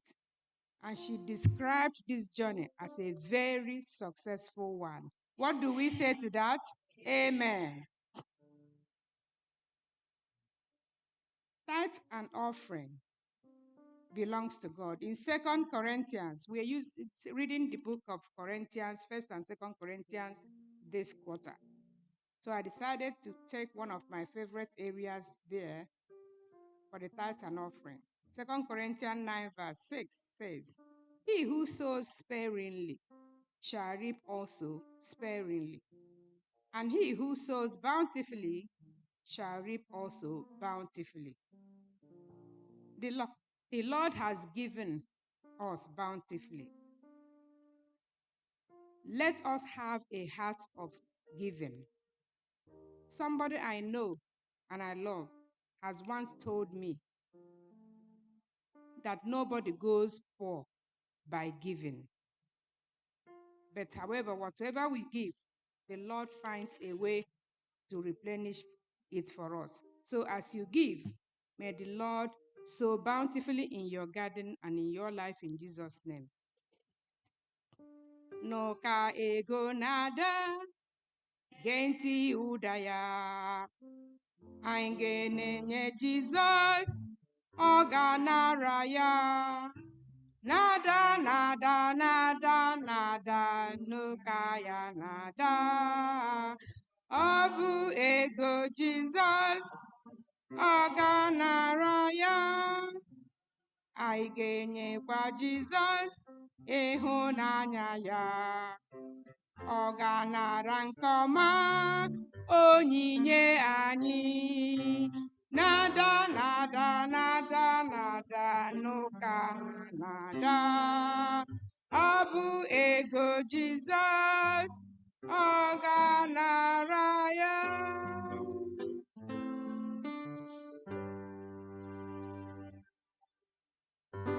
Anyị na-enye gị nke gị, ihe ọbụla ọ bụ, ihe anyị nwere bụcha gị. Inyere anyị dee.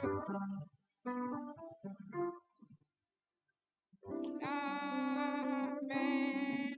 Let us pray. Father Lord, we thank you for a time like this when we have brought this thanks offering as you have ordered us to do. This is the money you blessed us with, and we have brought it to thank you for your goodness and mercy. Father, wherever this money has come from, Father, bless it in Jesus' name. Bless the work of our hands, O Lord. Continue to provide for us. Even when we are unable to give, Father, help us to know that it's better to give than to receive. Remind us that we need to do this because when we sow bountifully, we reap bountifully. Father, Lord God Almighty, bless this coming week that we're going to get into. Bless our resources. This food, this money that has been given this morning, may it go far and wide where we cannot go, to preach the gospel, to spread the word of the cross, and to let the world know about you and that you were crucified to save us from our sins. Bless us as we worship you today and continue to provide for your church. In the mighty name of Jesus, we pray. Amen.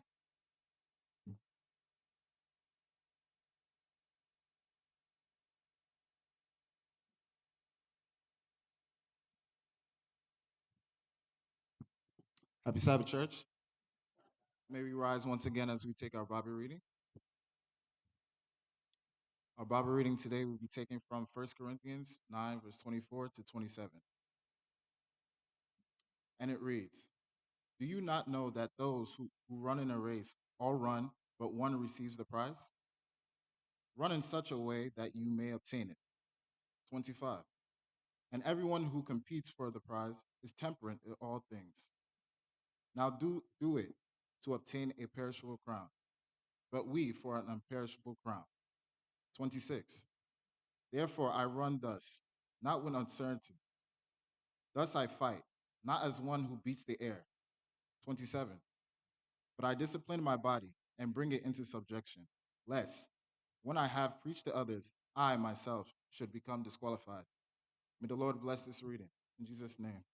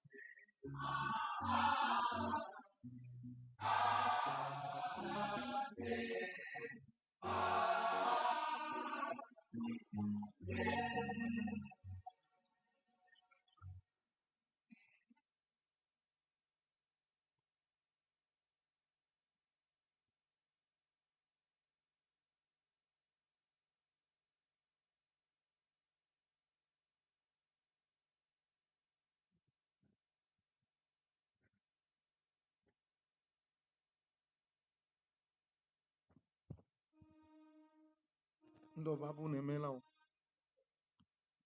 Asị m ndị ọbabụ unu emeela o. Onye nwe anyị gọzie unu n'aha Jizọs.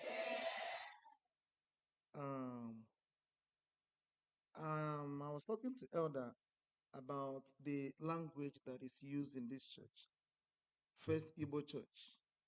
But since I came in, it has been English all along. So let us change the church name to First English Church and not First Igbo. Actually, I'm very much happy to be in your midst. Today is my second time of worshiping in this church. The first time, sometime in January. A very few people were in church. I believe many were home then. And that day I came alone. But today I did not come alone. I'm here with my wife today. Can you rise and say hi? May the Lord bless you. Yes. That December, January was when the deed was done, and we couldn't come back together. To the glory of God, I'm here today, and I want to thank Pastor Dedoke, though he's not here today, that gave me the pulpit to preach. I'm happy. Also through the help of my friend, Idea. Sorry. That's Dr. Dr. Ugochukwu. Anyị nwere aha anyị leji akpọ onwe anyị site otu anyị ji malite ụwa anyị wee otu anyị ji malite ije ịgba ọsọ that anyị nwe aha anyị leji akpọ onwe anyị the ideologist. He has been a wonderful person. So actually, like David said, I was glad when they said to me, let us go to the house of the Lord. When I was given the opportunity today to come to preach here, I was glad. Where I live in Ohio, actually, our church there is really growing. The one where we worship, many of us worship the All African Church. Most times it's not easy for some pastors to give out their pulpit. So if you don't have it as a pastor, sometimes I see if mama so opportunity call to na ya tokwa anya to sit obokwa iji bia kwe ya mma iji ko bia kwekwa mma mo ya mma chowe enyo nko. So that is why I'm very happy today that I'm here to preach.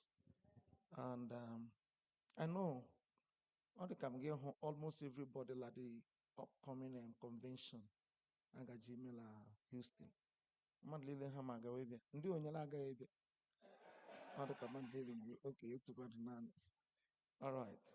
Again, this church, sometimes I watch you online while we are here. It reminds me of our church back home. You know, it gives me joy. But how bezuku le beat la New York, a bit and then be na unu ndi ike ezoku mbi ebe na unu nge no obara mbali elu egbuola obara mbali elu. Hold up. Ngi jide mmadụ ndị ele anya la my GPS 13 miles 1 hour 50 minutes 13 miles obi eme m wụrụ masị hill ya bụrụla enwere m 200 miles to drive ọ ga-abụ how many hours you know, but you people, you live here and you are very happy. Even soon be one how you know in case mom can do love. You know, a thing of joy. A thing of joy. And another thing coming here, seeing my people gives joy. Sister Fanny, do tell me.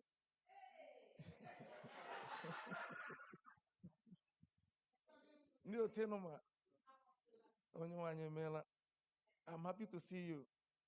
I'm happy to see you. Yes. Yeah. In those days when I started the ministry as a vegetarian, one of our fathers late Pastor Achilihu. Emmanuel. So that was at Apa 1, where I started the ministry at Amavuku Church. So the first time I'm home, I asked him, "Hey, Nwokorobia,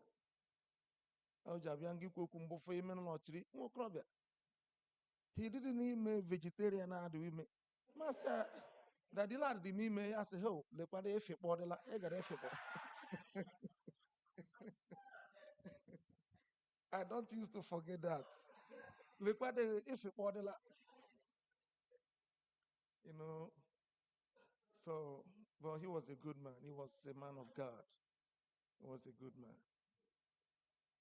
Yes. So, ọ bụ uru chọọchị ke na nnọ ngana ya mbara. A maybe kwada anụrụ m la mụ na nwere anniversary sometime in November.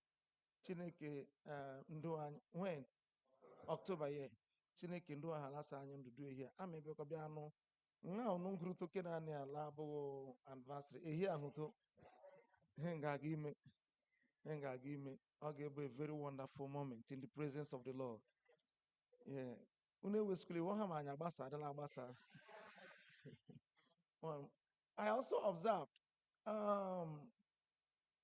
Mrs. Eda ọnụ na igide kporula asụ sito oke ihe ogologo ide kọpas chende mmadụ ma mana do here ada video he la anniversary a gị nọchisie mmadụ niile la asụ kena la kwaike, you know. Yes, I was observing and I saw so many things. I saw so many things. Another thing that also gives me joy, seeing Mama Alos here. I got to know Mama Alos many years before Mabia America. She really was helping in my ministry. La my ministry.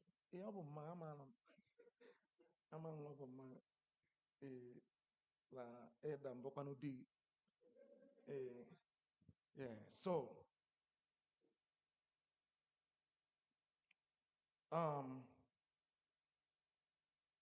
ndị ka anyị ọsọ anyị mgbaje anyị kwesịrị ịmala dịka ndị okwu mmadụ kwuru sị onye ngaje mba gị ndị aga mba da aga bịa du a point gị bịa hụ eferi ọnụ ngwọ ndị gaje ebe kewe ndị ka anyị ha megadugola la ụwa anyị nọ n'ime ya o sorry aslad ndị ladịghị nụ igbo nnọ ngana unu gbara but they will understand. The Holy Spirit will interpret most of the things. So, but ụwa anyị nọ n'ime ya ndị le anya ma ahụla anya da agala ahụkwa ma anya agaduala ndị anyị njekewu but arịrịọ mbụ ta Chineke nyere anyị aka tanya lingaduluto. Shall we pray? Our Heavenly Father, we want to hear your word at this time. Hide me behind the cross.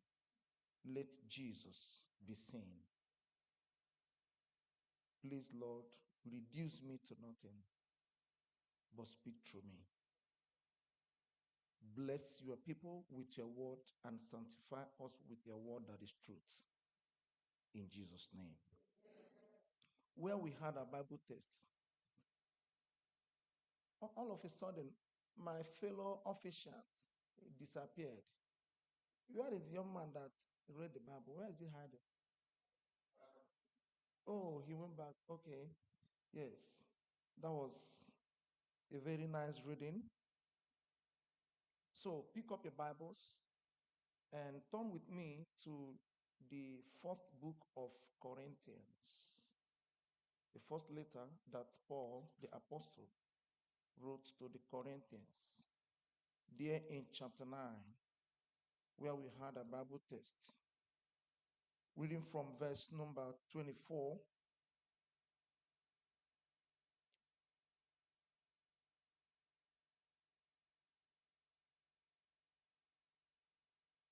verse 24. My version says, do you not know that those who run in a race all run, but one receives the prize? Run in such a way that you may obtain it. And everyone who competes For the prize is temperate in all things. Now they do it to obtain a perishable crown, but we for imperishable crown. Therefore, I run thus, not with uncertainty, but I fight, not as one who beats the air, but I discipline my body and bring it into subjection, lest when I have preached to others, I myself should be disqualified. Sorry, maybe without the Igbo version. La Igbo version, Libo yan say,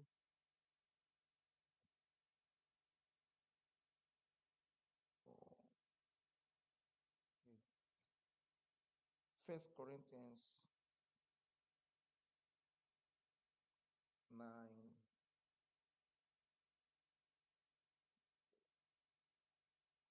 Okay, so Libo yan say otu a.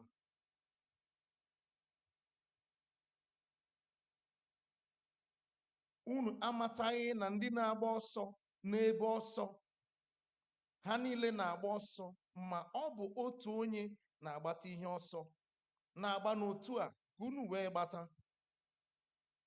Ma onye ọbụla nke na-agbasi mgba ike ịka ibe ya na-egwu unu na-ejidekwa onwe ya n'ihe niile. Ya mere, ndị ahụ na-eme ya ịnata okpu mmeri nke pụrụ iru ure, ma anyị onwe anyị na-eme ya ịnata okpu mmeri nke na-apụghị ime gịnị? Iru ure. Ya mere, mụ onwe m na-agba ọsọ otu a dịka onye na-adịghị agba na-eleghị anya ihe, otu a ka onye na-esu ọkpọ dịka onye na-adịghị apịa ifufe. Ma ana m etipụta arụmọnya, mekwa ya ka ọ bụrụ oru m, ka m wee ghara ịghọ onye a jụrụ ajụ n'ụzọ ọbụla. Mgbe m kwuchasịrị okwu a nye ndị ọzọ. Have you taken your time as a preacher, as one who is called by God, to read especially the last part of this chapter or the verse of the Bible? Mgbe m kwuchara okwu a nye ndị ọdọ, mụ onwe m ka m ghara ịbụ onye mere gịnịkwa? Onye a jụrụ ajụ. Very wonderful. So sometimes o ji agba agụcha ya ndị mmadụ asị amen. Mgbe agụchara, mgbe nwatakịrị ahụ gụchara, ndị mmadụ asị amen. Masị mebi ghọtachafụ mgbe ụfọdụ Baịbụl niile agụrụla mmadụ nga ihe gasị ime ngwa ngwa si amen. Before gị si amen na ụfọdụ gee ntị m ka ọma lema ma dị nwa o ji mee mana kwetara onwe amen la adịghị mma. So, but here from verse 24, Paul was saying something that is important about someone who is involved in a competition using the athletes, ndị na-agba ọsọ. So why is it that Paul had to use these people, as at that time there were also boxers, there were wrestlers? But see, a boxer may have a big tummy. A wrestler may have a big tummy. But have you seen an athlete that has a big tummy? Onye na-agba ọsọ ndị ka anyị afọ ya hiri nne la pitch in a race with afọ ukwu. Are they possible? Most times it's not possible. You may run, but you are not running to win a prize. You may not be running to win a prize. Now, I want you to understand something from here. See, the Igbo translator, onye nkwagharị Igbo nsị ndị na-agba ọsọ n'ebe ọsọ, pick that word. That means there are people that are running, but these people might not be running n'ebe ọsọ. That is, these people might not be running as competition in a race. Are we together? Now, there are many people in the church who are not running to win the prize. Nda afọ emunu tolekwan. Ejiwa afọ ukwu da abịa church. Afọ ukwu da agbaji ọsọ. You will not go anywhere. And then we will ask ourselves, what is the content of that afọ ukwu in what we are saying? Mmehie ndị iche iche. Mmehie nje tokwa nwa Chineke afọ. Are we together? Mmehie ntụkwala ha afọ. Gị na-agba họkpọ họkpọ. Ndị ahụ mgbara efere eme otu olekwana. Gbafe gị enweta ihe a na-agbata n'ọsọ. And now Paul says that many run, but one person gets the prize. And that is because in the ancient time, only one person, was awarded at the end of the race. Not until the year 1896, when here in Africa, in America, at Athens, they now increased it to 2 people. That was in 1896, first and second. And also at St. Louis, Missouri, in 1904, they increased to 3rd. First, second, and 3rd. So, the second one, 1896, La Athens. And then that's Athens in Greece. And then 1904, St. Louis, Missouri. But before this time, one person gets the prize. However, it's also correct that in this race, and that you are running with your wife, also listen, that is also what that place is telling us. Agaghị the other person's righteousness credit onye ka ọ dị. Ọ bụ ihe Jizọs nọkwado ekwu ya sịla mmadụ labụ nga ị nọ n'elu dị egwe nri n'ikwe abịa ma otu olekwanụ bụrụ otu mmadụ. Even though it's being misunderstood, people now term it as what they call secret rapture. That is not what it means. But that simply means that 2 people, 3 people might be there, but if 3 of them are righteous, will also be taken. But then, if one person is righteous, that 2 of you or 4 of you or whatever that you are there together does not mean that this one person's righteousness will qualify the other. No. One person, it has been the ratio, the salvation ratio has been 1:1. Lisi. And now, look at another thing that happens here. This man, the translator says, neighbor so. What that means is that in every race, there must be a line, right? Line. So, and most times, also lay one line when it cable they come are we together? Ebola in those days. And you learn back a hello bafulama, but yam for another level. All other races winning line. Are we together? Now, when you are running this race as a child of God, give your own track, your own line. What does that mean? You are disqualified. And this has to do with carefulness. Has to do with carefulness.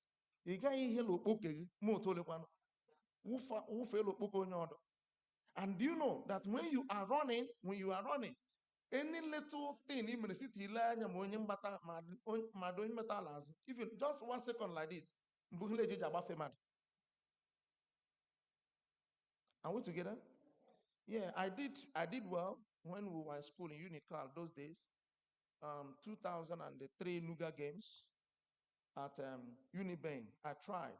At least I got the third position for the 100 meters and 200 meters senior boys. I used to sprint very well.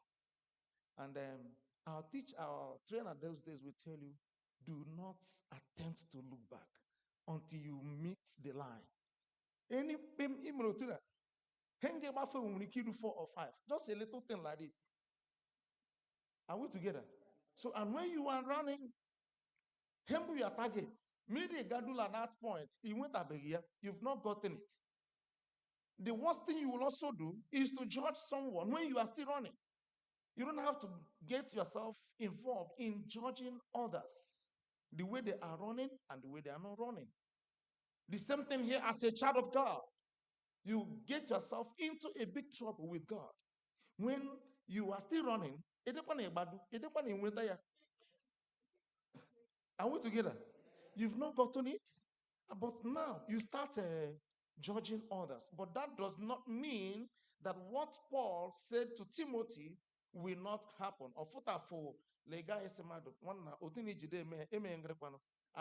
When you have seen that one is not doing it the right way, but being judgmental as if you have gotten it, that is wrong. That is what Paul was saying. So now, one thing that is important here, Paul says, everyone that is involved in this competition must be temperate in all things. Discipline. You have to discipline yourself. One major aspect that is important for Christians to discipline, one major part of the body that Christians must discipline themselves, very much important than other ones. Ire. Ha Chineke si mee ya, ngwa ngwa mmụrụ gbo, unu bịa ele nga, the next thing mbọ, la ire meme n'otu olu, ire mfu ụzọ dị ire l'ọnụ, ngịrị mkpatara ihe ọnụ ihe ire la l'ụwa ke. Are we together? As a child of God, you must make sure that you keep your tongue. Learn to tame your tongue. Because too much. Are we together? You must discipline yourself. And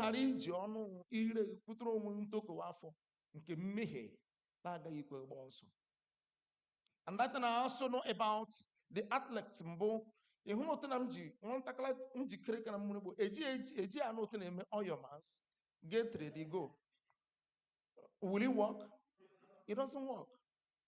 It doesn't work. Ma bụ udu uwe ọma sister Amanti iji teke na mee oil mass mo me na fu ugboro na abụọ daala. But that is true. Ma ọ ga-abụ ụmụ nwaanyị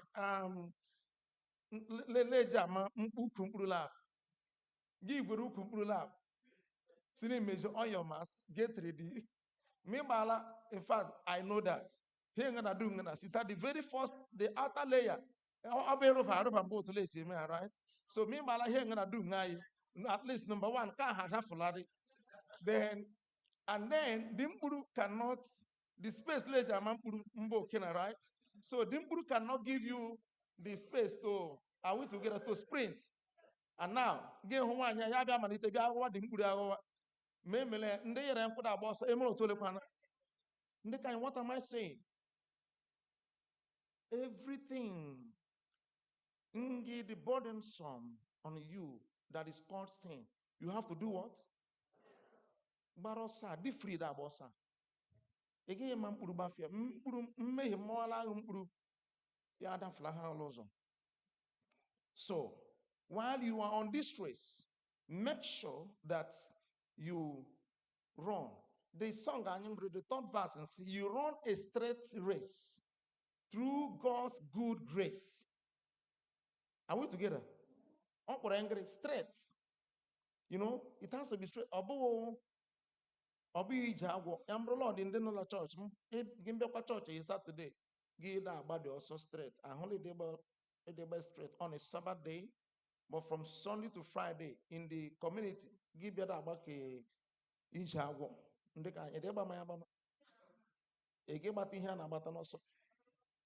Now, Paul said that these people discipline themselves. Why do they discipline themselves? Because they want to get perishable medal, gift, things that will perish. Sometime, someday, they will perish. But he said, as for us, we run with a purpose of gaining something that will never perish.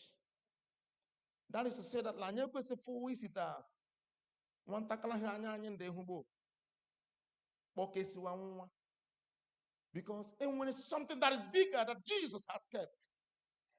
And of all that Paul could see, even when Jesus met him on his way to Damascus, God could not reveal to him the beauty, even that imperishable crown, how beautiful it is. He could not even imagine.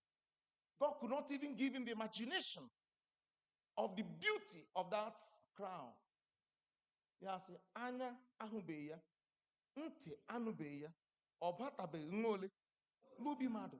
Mbụ nwe Chineke nkwadoro ndị hụrụ ya n'anya. Ndị nke gbata ọsọ a, ndị nke gbata ọsọ a, ọ sịrị ọ batabeghị n'obi mmadụ. It has never come into the mind of a man. We cannot imagine it. So beautiful. And you can only get it if you discipline yourself. If you have that life of discipline, living a purposeful life, and then trusting in the Lord, the other side of it, we sang in the song, laying hold on Jesus Christ. Now, one thing is true, maybe before we leave, let me say this. When you are in this race, because the devil knows the beauty of what you are going to get at the end of this race, he will send so many things. It might even be from your wife, from your husband, from your friends, even the people you've trusted, that will be tackling you. This reminds me sometime in those days, I'm at Okwambola, but Abucham, a big dribbler. Also, me jaba ndenyene maka, me gurida akota ball, de nyene ndeka anyi go. Muta me jaba osa, he me jaba mbu 7. So yandu sumba, otu wana mabu chibuzo, anja oyobere. De James ngwa, yase ha de James ngwa mba, ya kufia li hueba, ogu ke me guroso. Toto we, mgure ha also beat it, number 2, mobu number 3. The next thing abu goal. So also ndenyene maka. And then, but I was remember ball like 2004. What happened that day was that I went to Port Harcourt to do my business, to sell the book I was selling. Book, man of my friend, Lisa Owani, ideologist. So, and that was on a Wednesday. The village, our next neighbor village. So, ball annual lab jadi kanyeji ekwete emerie wani.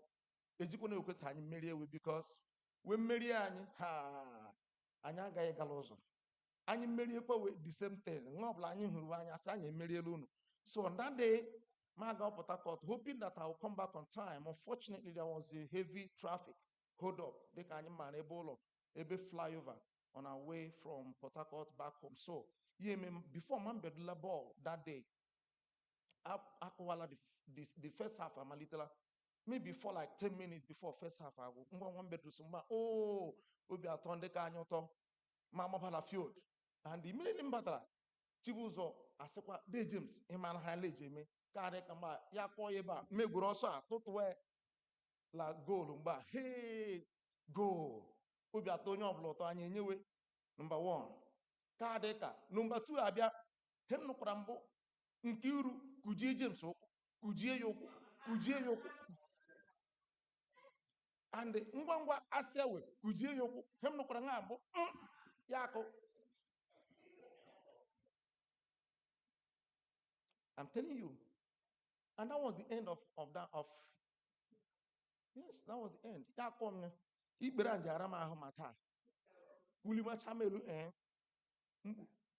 So the only thing we got the penalty and the second goal. However, we won in that match. It was 2-1.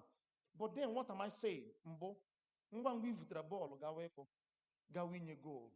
By the time you're about to win, the devil is watching.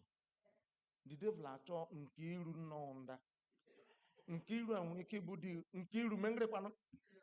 Kujie yoko. In this race, a lot of them everywhere. It will come in different ways. The devil will not want you to win. In this race, are we together? And then that is the only reason why we have to run through God's good grace. Nana la mana chineke. If you run this race out of God's grace, you will not make it. You will not get that crown. And then, while you are in this race, so many painful situations will come. So many things in the Kengabia. But I want to give you this word. A young man, John Stephen Aquari. I don't know if some of you have come across this young man. He did not win any medal in the race or in that Olympic game. He came to where he came to represent his country. So John Stephen Aquari came from Tanzania. I'm not sure if he's still alive, but the Olympic game that made him to come to Mexico City in 1968, he did not win a medal, but he won a national medal, even though he didn't win a medal here. So what happened? This young man, Mbora, a very strong person in Tanzania in marathon, that made his country to send him to come and represent them in that Olympic in 1968 at Mexico City. So as soon as they started, just a few seconds after they started, he fell and had a dislocation on his knee and also on his shoulder. And then every other person now, finished the race. When the people came and then bandaged his leg, bandaged his shoulder, trying to take him out of the pitch, he refused. He also went back and was leaping. He was just leaping, and turned round like 5 times. Meanwhile, the winner had been determined. But then people came to him and said, John, Stephen, why do you continue running even after the injury? He said, oh, my country, Tanzania, did not send me to fly over 5,000 miles to this place not to finish the race. I may not win, but I want to finish the race. I want to tell you that God did not bring you here that you will not finish this race. No matter the challenge, no matter the pain, strive to finish the race. And then upon arrival, as soon as he came back to Tanzania, because of the comment he made, my country did not send me here not to finish this race. The country now gave him a national award as a wonderful person. I want to tell you, while you're on this race, God has brought you to make sure you finish the race. But so many challenges will come. Are we together? There may be some pain. In the matter of 40. In fact, Imana, you've had it before, that is good, it's better for you to leap into heaven. Leap like this and go to heaven than walking boldly into hell. Walking majestically into hell. The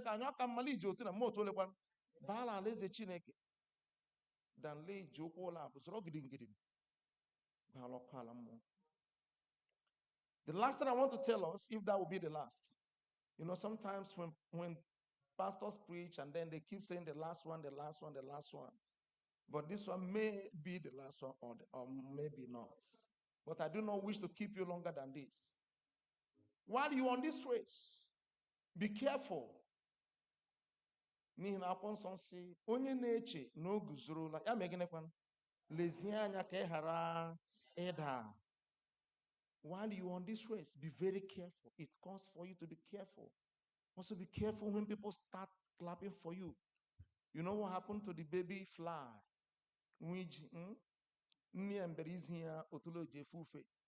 So, ndị mmadụ jikwa na gburugburu ebe ya sị ngwa ma ọ ga ebe a ndị mmadụ nọ ga-efe ta nle otu o ji efe nwa iji afụta ebe a ndị mmadụ ha na-achọ ekubi ya achọ ekubi ya finally egbutafọ ewe ya ala ya sị mommy ị maala ebe a m gara they were clapping for me oh. Maya said no. You see those people that were clapping for you, they wanted to. So while you are on this race, be careful, because when people start clapping for you, If you are not careful, they clap you down. Those people that are clapping for you on this race, be careful. Even your wife clapping for you. You know, there was a woman that clapped her husband down in a race. Have people heard of that man? A man called Bahahat. This man called Bahahat was a very great athlete. If you talk of 100 meters, Bahahat was there. 200, he was there. 1,500 meters, he was there. A very great man. And then he had won so many medals. And that year decided to hang his boots. So it was announced all over that Mr. Bahahat was coming to do his last tournament or his last show as a great runner before he retired. And on that day, the stadium was filled to the brim. People want to see how Bahahat will bring all the athletes down because of the way he used to run. And that was supposed to be 1,500 meters, where you run 4 times around the field. And then, when it was time with other competitors, everybody, hopefully believed that Bahahat was going to win. And he was ready to win. So, as his manner was in the games of running, sprinting, immediately on your marks, get ready, move. He moved. The same speed he used to run 100 meters used to be the same speed he used to run 1,500 meters. That was why nobody could win Bahahat. So he did it as usual. The first round, other people were behind, far behind. The second one, and then at the corner, the wife came out, one of the corners, and started singing a song. Bahahat, Bahahat. Everybody in the stadium started clapping. Bahahat. By the time Bahahat got to the point where his wife was clapping for him, he stopped and was dancing. Bahahat, Bahahat, Bahahat. He looked behind, saw that they are still far. Bahahat, Bahahat. Unfortunately, they overtook him. Before he realized it, the game was over. It was too late. His wife clapped him down. Be careful that people around you will not clap you down. Am I talking to somebody? In this race, so many things are around us that if you are not careful, if you do not discipline yourself, if you do not have that life of discipline, so many things can pull you down. Too many things can pull you down in this race. And finally, Paul said, ana m etipụta arụmọnya mekwa ya ka ọ bụrụ oru m. That is to say that what I want to do with this flesh, I will tell my body what I will do, and not my flesh or my body telling me what to do. He said, I make him subject to myself. I'm not a subject to my body. The reason is because I do not want to be disqualified after I might have preached unto others. Ndị ka anyị unu lee n'otu ha ga-enu gwesịkwara uche ugbo ole ma agwacha unu okwu a he unu abịa hụ pikchọ m n'ọkụ ala mmụọ onye nwaanyị ekwela ma ọ ga-abụ just think of yourself. You must have preached to someone sometime. Ịgwala sọ mmadụ na Jesus na-azọpụta, right? And after you might have preached unto others and you see yourself being disqualified, I say, well, amara m limon otu na amafụ m limon kọd amafụ m lide enye aka amafụ m lide falụ ụlọ ọma ma ịlụchara ọrụ ndị a mebie iwu ngwa ngwa agwara mmadụ otu a ọ dị ka nga anụla court ịmala a judge nsị ha ala mmadụ, you ought to know ikpe emebiela. Ndị lawyers ọ bụla asị ha ala, you ought to know ikpe efevọ kwa ọdọ ị kwesịrị ịmanụ. So you see, after you might have preached unto others, I will say you ought to know. mgbe ahụ kpebiela Chineke anyị ekwela. Chineke anyị ekwela. Achọrọ m ịgụ otu abụ tupu m alụda. Onye na-alụ ọlụ ọma, onye na-alụ ọlụ ọma, onye na-alụ ọlụ ọma, ya lụọ n'ikwesị ntụkwasị obi. Onye na-alụ ọlụ ọma, onye na-alụ ọlụ ọma, onye na-alụ ọlụ ọma, ya lụọ n'ikwesị ntụkwasị obi. Elela mmadụ anya n'iru, aṅala ntị ihe ọnụ ga-ekwu. Ọ bụghị mmadụ ka ị na-alụrụ, kama ọ bụ Chineke na-alụ ọlụ ọma. Elela mmadụ. Onye nwe anyị gọzie nzukọ ya n'aha Jizọs.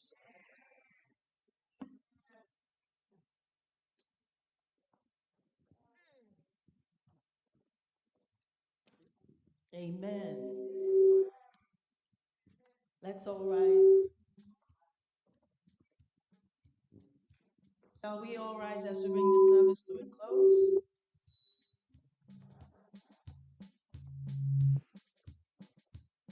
Lord, you ought to know. Let's take hymnals and open to SDH 614.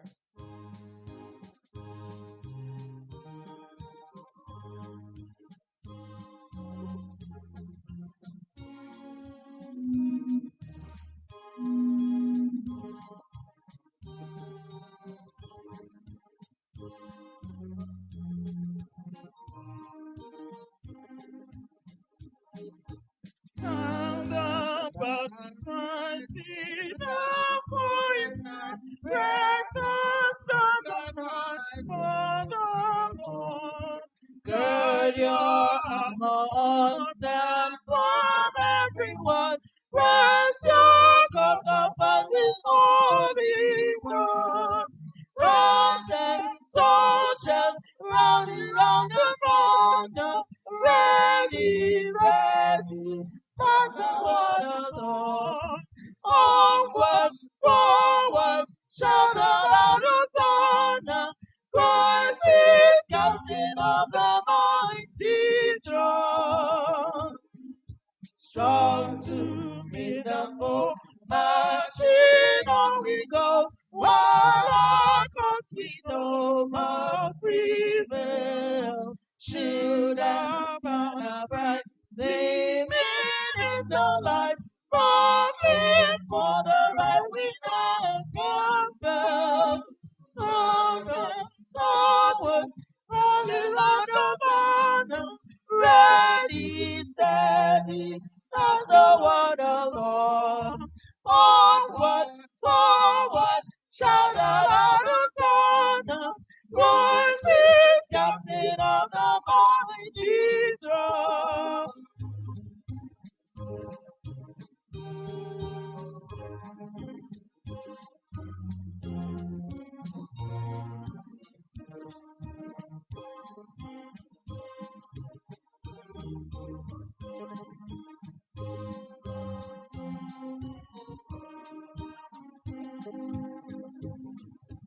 Oh, thou God of God, hear us when we pray.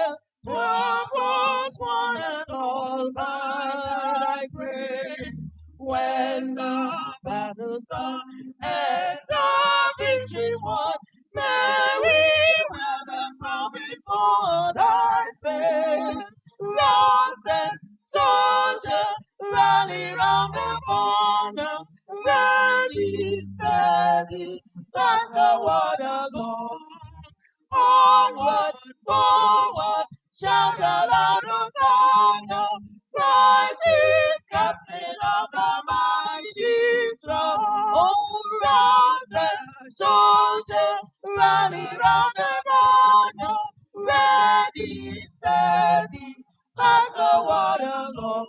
Onward, forward, shout aloud Hosanna, Christ is captain of the mighty throne.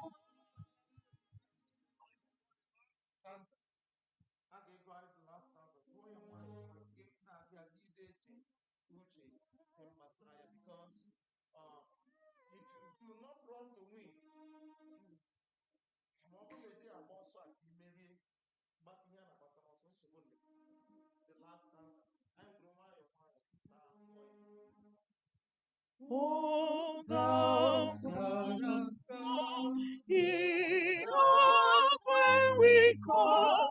Help us one and all by thy grace.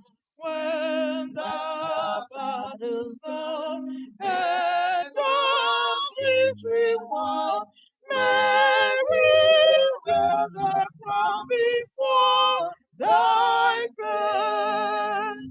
Crossed soldiers rally round the banner, ready, steady, as the word of the Lord. Onward, forward, shout aloud, Hosanna! Christ is captain of the mighty throne.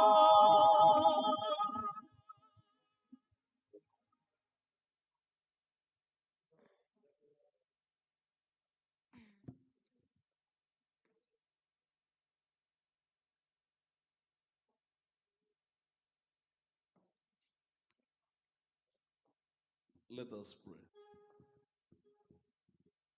Merciful Father who lives in heaven, the people standing before you at this time are your children, the one who have decided to follow you all the way. Dear Heavenly Father, we are on this race with you. We are not scared because you are going to lead us all through.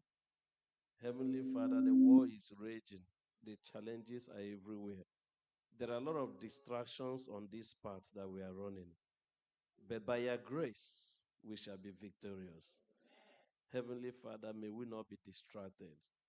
Keep our eyes on the goal. We pray by your grace that we'll make it to the finish line. Heavenly Father, as individuals, we have various challenges. We have body aches. Dear Lord, there are those who are weeping in their souls.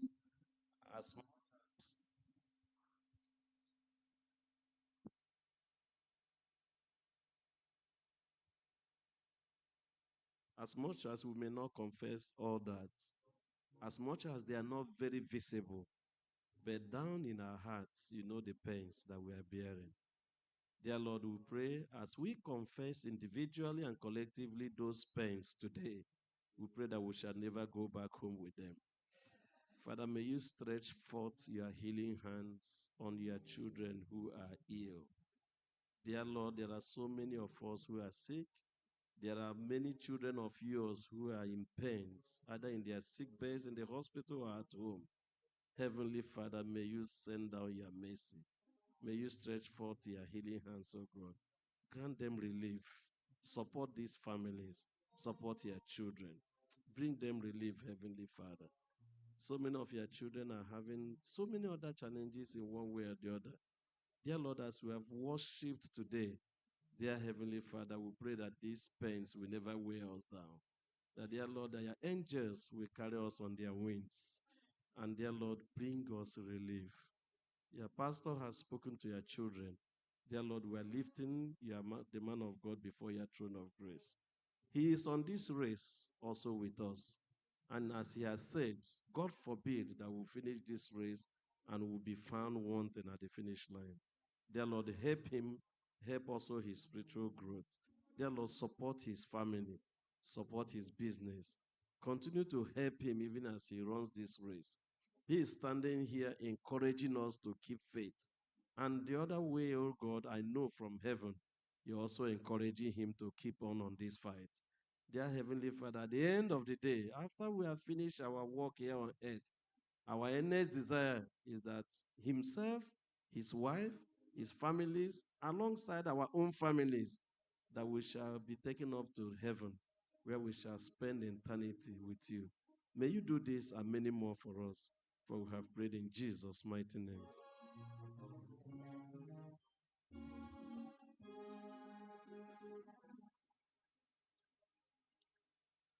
We have this hope that comes within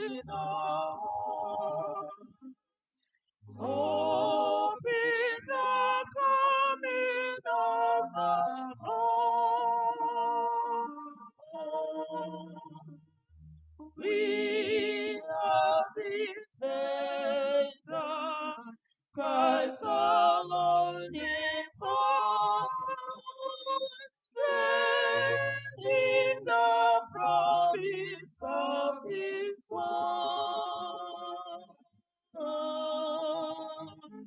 We believe the time is here when the nations guarantee shall awake and shout and sing hallelujah, Christ is King.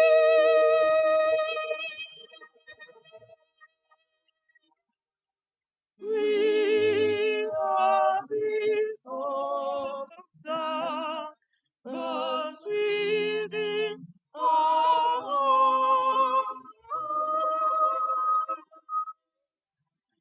hope in the coming of the Lord.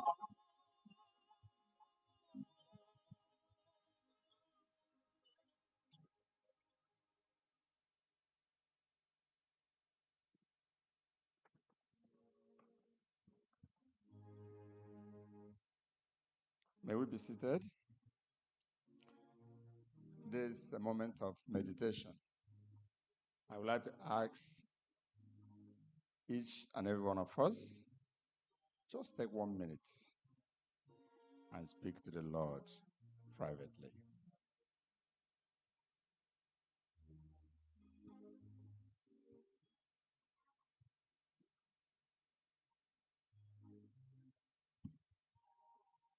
You rounding up?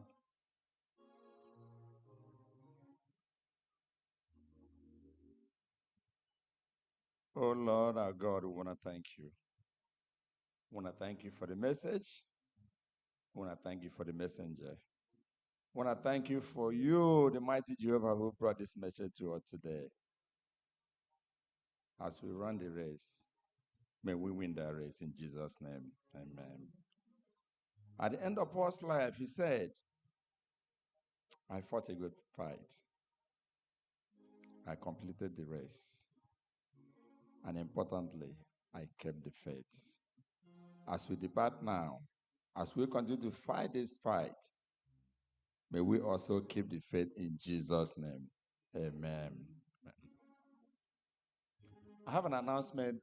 Please, as you exit the church, downstairs we have bread. And we also like you to take the bread. Don't leave it there in the kitchen. Please go downstairs and collect the bread before you leave. Thank you.